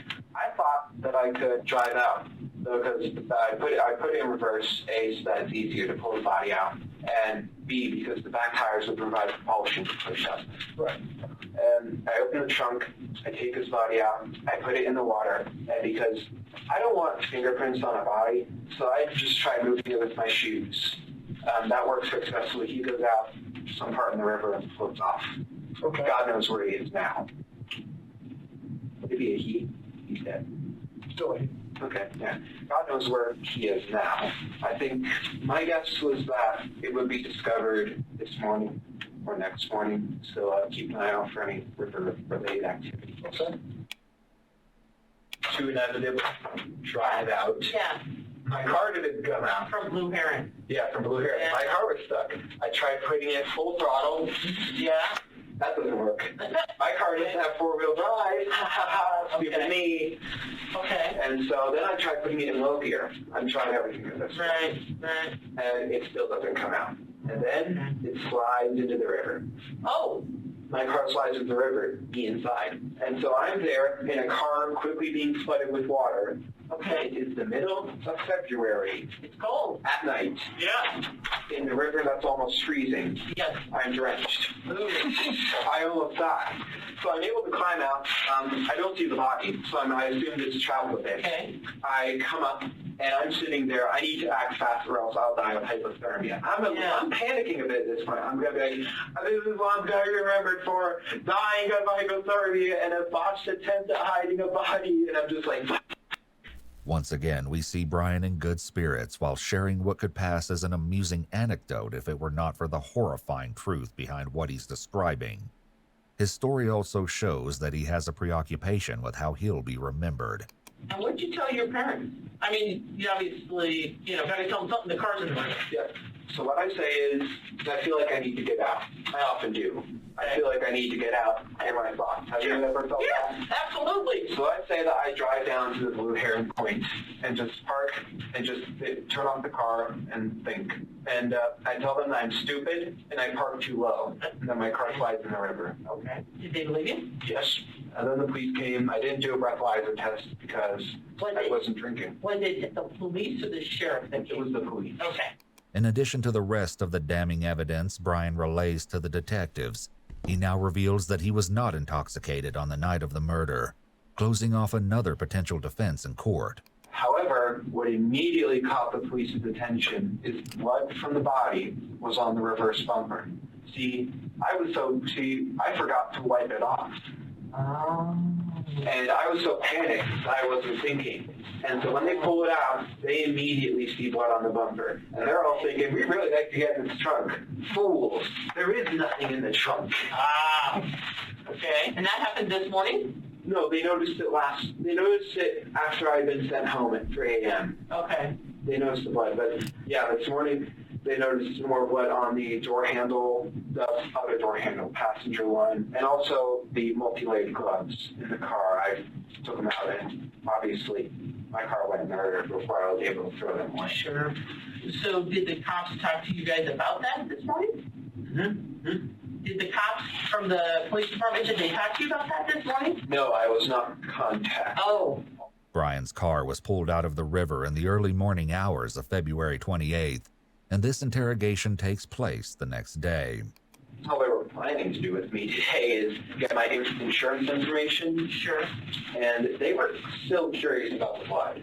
Did they ask you about that? No, because they did not notice it while I was still there. So when you say they were curious about the blood, how do you know that they were curious? Because my parents told me. Oh. They saw the blood too, and they were curious, but I said, I don't know where the blood came from. They thought maybe it was this cut, but obviously a cut doesn't produce that much blood. And they said maybe it was the recovering abscess under my arm, but that's scabbed up. So they didn't know what to believe this day because it's blood, it's sticky, it's sinewy, but I can't name a source. So they were just a tiny bit curious. Yeah. Not tiny bit, they were curious. This is another spot of his oddly placed laughter, showing that he really enjoys talking about the sick details. However, his position of superiority didn't last long. And I was worried about just how long it would take to find him because it's a somewhat traveled road. Police have a nose for that type of thing. They're trained to be able to identify the smell of a corpse. And obviously that was botched. The true story of what happened at the boat ramp will come as news to his friend Kylan Like, with whom Brian shared a very different account. First, though, on the very same night that he dumped Warren's body into the river, Brian messaged a group on Discord, which Kylan was part of. He wrote, "So, I totaled my car. It's in the river." One of his friends replied, "What? You okay?" Brian wrote back, "Yeah, I okay. My car aren't, though." So I said, "Hey, are you okay? I don't have Discord RN, but I heard the news." And he said, "Yeah, I'm fine. Almost died, LOL. Sorry for the late response. My phone was off." I said, "It's okay. What happened?" He said, "I was out driving, needed to clear my thoughts, so I park at the boat ramp, drop off at the river, but my dump parks on the dirt and mud ramp. So when I try and leave, it gets stuck. I don't have my phone on me because it's dead. I try shimmying it, low gearing it, nothing works. Then it slides into the river, me inside. I'm able to get out, drenched in cold water, 1 a.m. I responded, "Oh my God." He said, "It's freezing out in February at night. I know I'll die of hypothermia if I don't act fast, so I make my way onto the road and wait for a car that takes 5 minutes. I flag him down, and the Samaritans help me by letting me use their phone to call my parents and to heat up in their car. I said, "Jesus Christ, dude." He said, "They arrive, the police are called, and we collectively decide to wait until tomorrow to tow it out. So in summary, I nearly died and am out of a car. It was towed out this morning, but I'm fine. Sorry for the wall of text. That was my Saturday night." The Samaritans Brian mentioned are Durwood Pfeiffer and his grandson Kellen, who stopped to help him that night. In an interview, Kellen describes Brian's behavior at the boat ramp. During the encounter, before his family got there, he kept kind of pacing around and saying, "I'm effed," expletive, and try to calm down a little bit because I thought he was kind of concerned about his family finding out he crashed his car in the river or something. And I was like, "Hey, it's going to be okay," And it seemed to calm down a little bit, but I just remember it was a little off-putting how he just kept on pacing and saying, "I'm effed, I'm effed, I'm effed," this over and over and over again, so. With his attempts to dispose of the body and cover his tracks, Brian is showing clearly that he knows right from wrong. His mindset is further demonstrated by his search history on the day after the murder, when he looked up how to wipe data from Android phone. Does a river wash away evidence? How to dispose of organic refuse. His history also contains numerous searches for information on serial killers, a subject Brian has great interest in. I read books. I have a book on forensics. Okay. Did you read the book, the Ted Bundy book? No, it was on the internet. Bro, this is the worst murderer ever, bro. This is the worst criminal/murderer I've ever seen, dude. How the fuck are you gonna search exact things that you did? The most sus shit. Yeah, okay. All right. And Pete has studied him too. Yeah, so... Crazy. Do you know who Ed Gain? No, Ed in California. Ed Kemper. Yeah. Studied him? I know of him. He was one of the places. He was a Goliath. He was 6'9", 300 pounds. So can I ask you a question? Almost all those people did this for some sort of, whether they had sex with the body or it was some sexual gratification in their mind? Criminology, there's different types of... I'm not a serial killer by no means. But with serial killers, there's different types of them. There's organized, disorganized, visionary, missionary. I'm just wondering what gets you excited about doing it? Well, I'm not really sexually attracted to it. Okay. I was just asking. Brian's statement that he found no attraction to the concept of murder is doubtful, given his excitement at the chance to relive the killing by telling the officers every little detail. So the officer's basically saying, buddy, you're bricked up right now. And he's trying to hide it. He's like, crossing his leg. That's basically what's happening. More or less. Detail of the crime. Still, the detectives are determined to figure out the why behind Brian's gruesome actions. So I'm curious about the cutting him up, taking parts of him home. Have you ever thought about, so it sounds like you've had like Ted Bundy, sex type stuff. Ed Kemper just kill people because you want to kill somebody, plus the sex stuff. How about Jeffrey Dahmer? It wasn't really inspired by it. It was just more. I'm just trying to think of all the people like these people can do it, so can I. Brian's claim that he's not inspired by serial killers is somewhat undermined by that last remark. The following part of the video is redacted, but we know from the transcript that Brian tells the detectives that his nickname in high school was Jeffrey Dahmer. He says he had a reputation that he would become a serial killer. When we would do different group activities, sometimes we would have like different personas or whatever. And he'd be like, I'll be Jeffrey. I'm like, no, you're not. I do remember that specifically. He was very obsessed with Jeffrey Dahmer. And is it Dylan Klebold, the Columbine shooter, was obsessed with him. I remember actually talking to my mom and saying, take this name to your prayer group. And I remember talking to another teacher and saying, if any kid's going to shoot at Fruit of Monument, it's this kid. In an interview, Brian's high school friend Patrick Rahor recalls a Halloween party they both attended. Do you remember a costume that he wore? Yeah, he wore a Jeffrey Dahmer costume. Okay. And I heard he was Mike Myers one year. Was that he was actually Jeffrey Dahmer? Does that? I might have been mixing up the years because we had a couple of Christmas parties, but Halloween parties. But yeah, I think he like dressed up as a serial killer a couple of times. When he was, I guess, Jeffrey Dahmer, how did that look? I guess how did his costume look? I mean, it was like jeans, a plaid shirt, and like big glasses, which honestly was like not too entirely different from what he normally wore. His obsession with crime, serial killers, and all things morbid was something that his parents had noticed too. A lot of separation on crime and crime scenes. And so he was talking about going into the military in the fall, and when he gets out, having your job. And so I had purchased online a crime scene investigation book for him. You know, it's like ones that you probably read it when you first started out in college. And so I gave that to him, and I was like, so here, Brian, let's channel that curiosity into something positive that you can affect a good change in the world. And he's like, yeah, that's my plan, Mom. I'm not going to say always had a fascination. I'm going to say in the last few years. And is it like shows that he watches, or like tries to do things just to create a scene, you know what I mean? Like, whether it's like animal stuff or nothing. No, like that. He loves our dogs. I mean, he's very affectionate with our animals.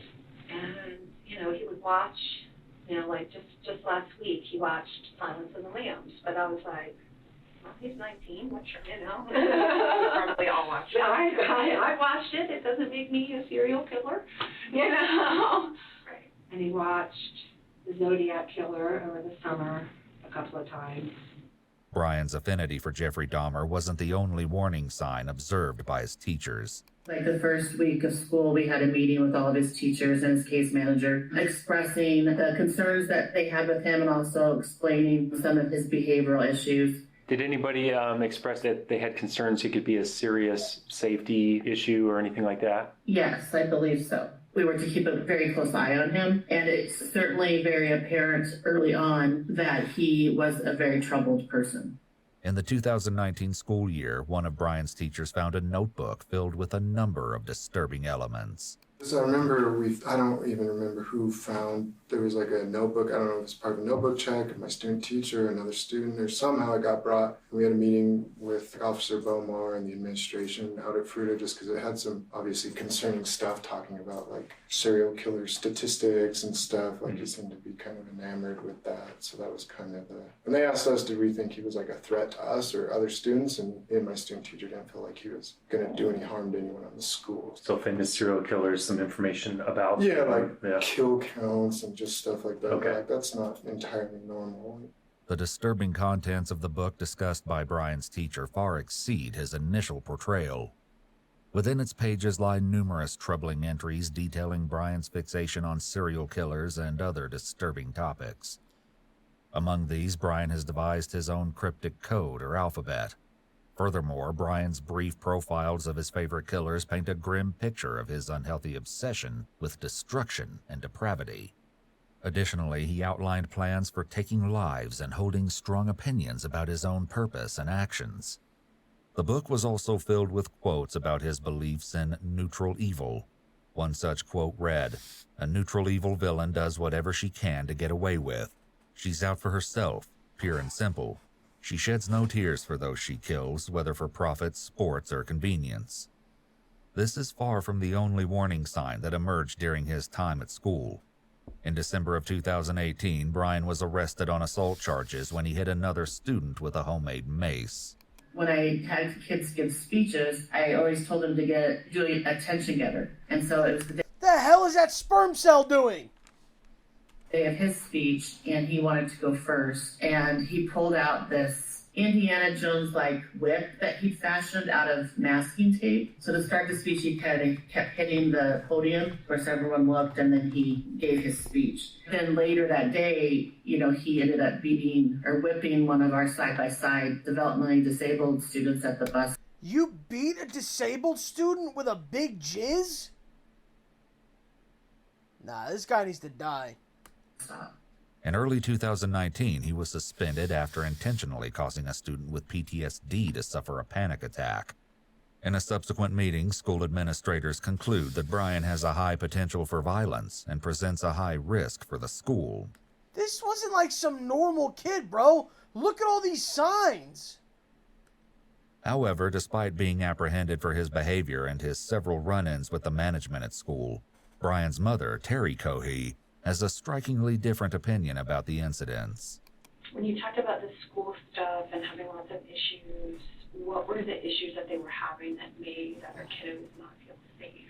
He would make jokes that were not appropriate. He got suspended a few times, for behavior that wasn't acceptable. Like this one girl that he knows very well, he knows that she has a lot of issues, and that loud noises frighten her. And so, one of his school suspensions was when he came up to her in the hallway and clapped really loud next to her, knowing that it would put her in a panic. And she cried, and we were like, yep, no, you knew that would upset her, and you did it anyway. And he got suspended for a weapon, but there was another boy who brought in nunchucks to school on the school bus. And Brian was like, wow, cool. And I think this was in 11th grade. And so Brian was like, I think Brian had given out some candy to some kids on the bus. And so Brian was like, can I check those out? He's like, I'll bring you in so I could give you some candy. So Brian gave the kid candy, and the next day the kid comes on the bus with two sets of nunchucks. One are glass, and the other one, I guess they're like rubber. I don't know. I never actually saw them. He's like, I know I can't take the glass ones because I'd be in trouble for that. So he took the rubber ones and he put them in his backpack. I don't know if it was in his backpack or in his jacket. There was some differentiating stories. So the teacher saw them and they said, what's that, Brian? And he was like, nothing. And so Papa Omar, he was like, we have a prohibited weapon on school grounds. And I'm like, okay, well, what about the other kid that brought them in? And they said, that kid doesn't have the behavior issues that Brian has. And I'm like, oh, so you're punishing Brian because he has behavior issues. I see. So Brian went through probation and he completed it successfully. In fact, his father, Brian Cohey Sr., believed that his son was incapable of such violence. He's got friends he hangs around with, respectable friends, not friends that would ever, not those kind of friends. Sure. Clean, good friends. Okay. The worst they have is they play video games. They drink too much Pepsi. So we are thinking we're doing good. Our kids are both doing good. They're okay at school. They don't drink or smoke. So I didn't really have no warnings that this was going to happen. No. He may say a cuss word once in a while. Okay. But no, he's never hit anybody ever. Okay. He got in trouble for throwing a tape ball at school 3 or 4 years ago. Okay. And they think they wrote him up for it because it hit somebody. But the football players can nail like jazz with a football. But Brian, he got in trouble for that. He's never hit anybody. He's just like his dad. I mean, I've never been in a fight, man. I just saw he was going to be a spin-off of me because he's non-violent, but he's non-violent, but he cut a man's head off.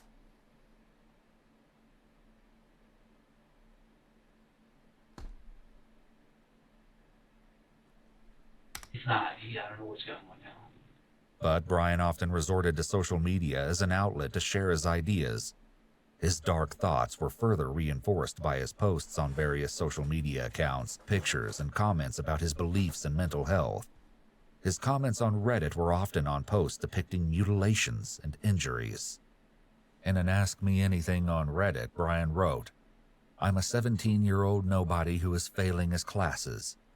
When someone posted asking about him, Brian answered, "I have a counselor, but he assigned me to someone else because I was beyond his skill set. I'm also going to get a neuropsychological evaluation because of my irresponsibility. I can't really use any of my friends for support because they'd make fun of me." Then we did have that meeting with the SRO, and Jeremy and I went in there and we briefed him on it, and I reiterated to him, I was like, "This kid is really going to need some help in counseling right now." He's like, "All the flags are up." In fact, even the Samaritan who helped him at the boat ramp on the evening he was dumping Warren's body, Kellen Pfeiffer, was at school with him and had a few things to say about Brian's behavior. I remember my friends kind of complained, and one of my friends, Isaac, just did not like being in the same bus as him. He found him very obnoxious. And he complained about him a few times to me. I never really took too much notice at the time. And he was like, "Dude, this kid won't shut up on the bus. And he says the most inappropriate stuff." And I'm just like, "Yeah." And he was like, "I just hate the kid." And I never really, like I said, took much of a note, because it was kind of like at that point, like, "Oh yeah, people are like that. You know, some people are just annoying." So, given what you've been thinking about and all the other things people have even thought you wanted to be a serial killer? Only if it brought me fame. For a while, I was willing to do anything, good or bad. That was years ago in school. I was willing to do anything, whether it be good or bad, just to gain notoriety, fame, influence. Brian's comments about fame hinted a possible motive, but we still don't know the ultimate reason behind his horrific actions. In the hopes of drawing that reason out of him, detectives now take him one more time through the story of the gruesome killing. And this time, we get details that are even more monstrous than what we've learned thus far.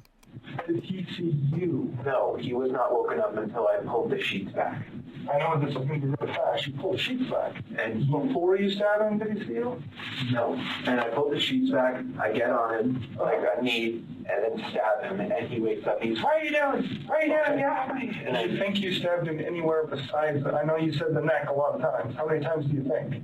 Did you count? No. I was going until he stopped. Okay, how many? Just your best idea how many times? 30 or 40. Okay. You said the neck.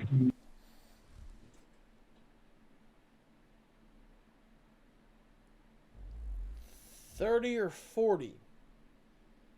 How can you even stab someone that many times, bro?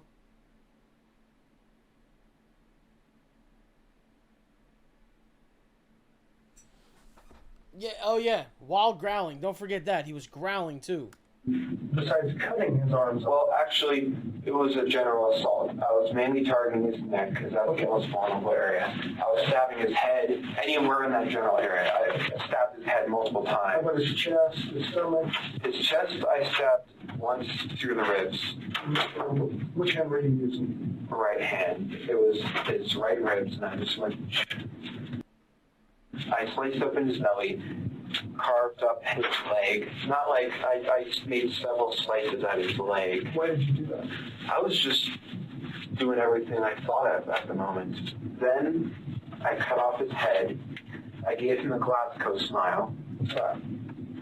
A Joker smile.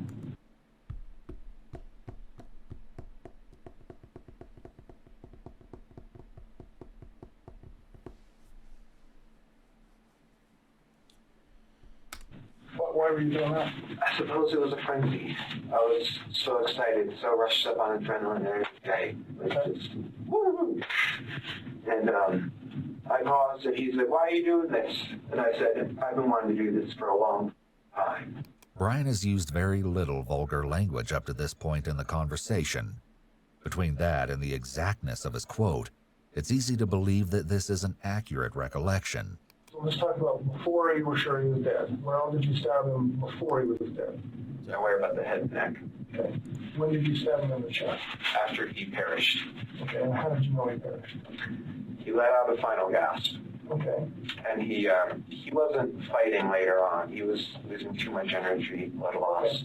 And he just finally gasped, and I needed to make sure peace of mind, so I decapitated him, partially as for the pelvis. So let's try to go step by step. You said you stabbed him in the neck and the head while he was alive. Yes, I paused. We had a conversation where he said, "Why are you doing this?" And I said, "I felt like doing this for a long time." I continued. He died, deceased, whatever you want to call it. And then I stabbed his ribs, opened up his belly, sliced his leg multiple times. Okay. Derobed him, and then decapitated him, removed his hands, his joints. Did you derobe him before or after you opened his belly? After I opened his belly. So you cut through his clothes to open? No, I lifted up his shirt and just... Okay.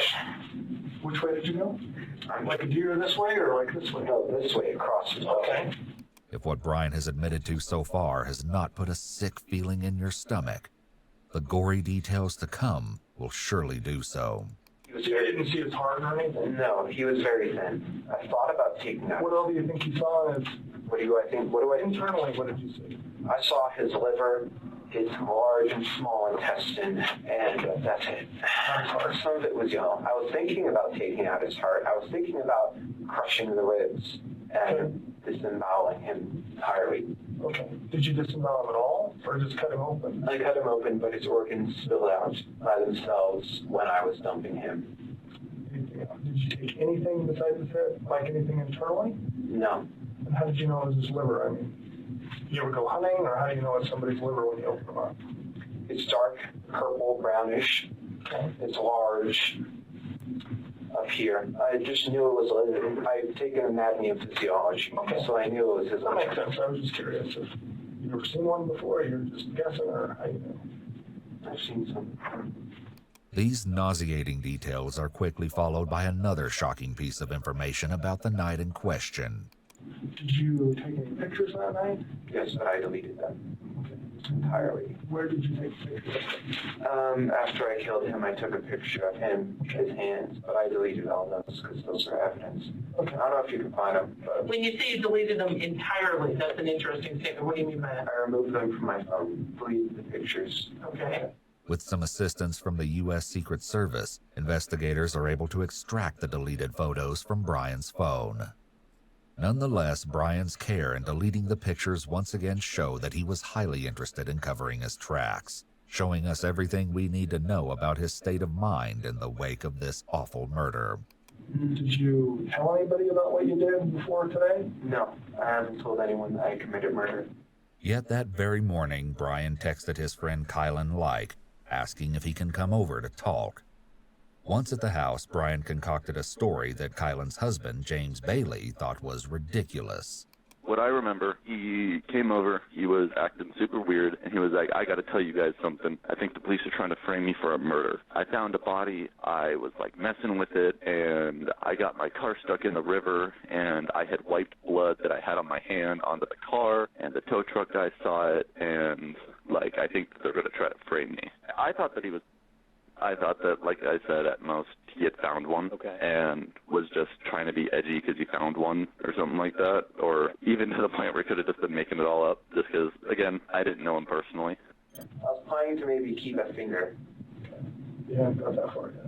No. Line finger. That's small, not that much space. It won't smell that much. Makes sense. Easy to keep. Brian has provided the detectives with everything they could possibly want to know about the murder. He's detailed the killing not once, but twice, and he's even revealed stomach-churning details about the disposal of the body. The one question that remains, however, is an enormous one. Why? And Brian's reason why is perhaps the most twisted aspect of all. You know, Brian, I have to ask, a lot of people that we have talked with, They're silent. Well, or they're just not as well spoken as you are, to be honest with you. You're very articulate. You're very articulate. I think I'm bad with words. No, I actually think you're really articulate. And you talked about you were just kind of in a bad space that night. It was, yes. Okay. Why were you in a bad space? I didn't take my medicine, and plus for years I was wondering what murder would feel like, because read Ted Bundy and the Zodiac, they all say murder is the best feeling in the world. So I'm like, I'm going to try that. So for some time, I had been wondering when it would happen. I always knew I would be in this building, whether it was as a criminal or a police officer. As shocking as it is that Brian's motivation comes down to a simple matter of sick curiosity, his last remark is almost more unbelievable. As mundane and evil as Brian's motive may seem, it's not one he made any attempt to hide. Even as he first talked to police in front of his house, the young killer was fully upfront about his curiosity. Like, for real human head and hands?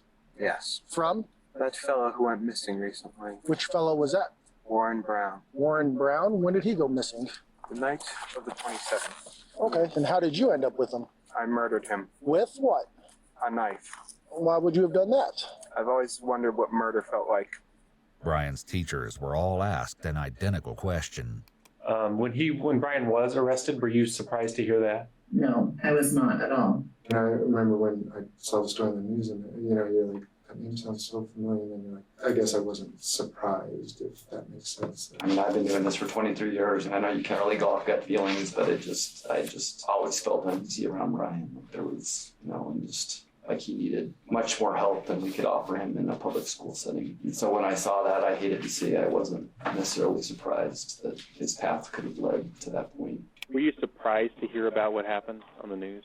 No, I wasn't. I was more let down by the system because, like, we had called it out that he needed help, like, with all those kind of flags were going off, and it still happened.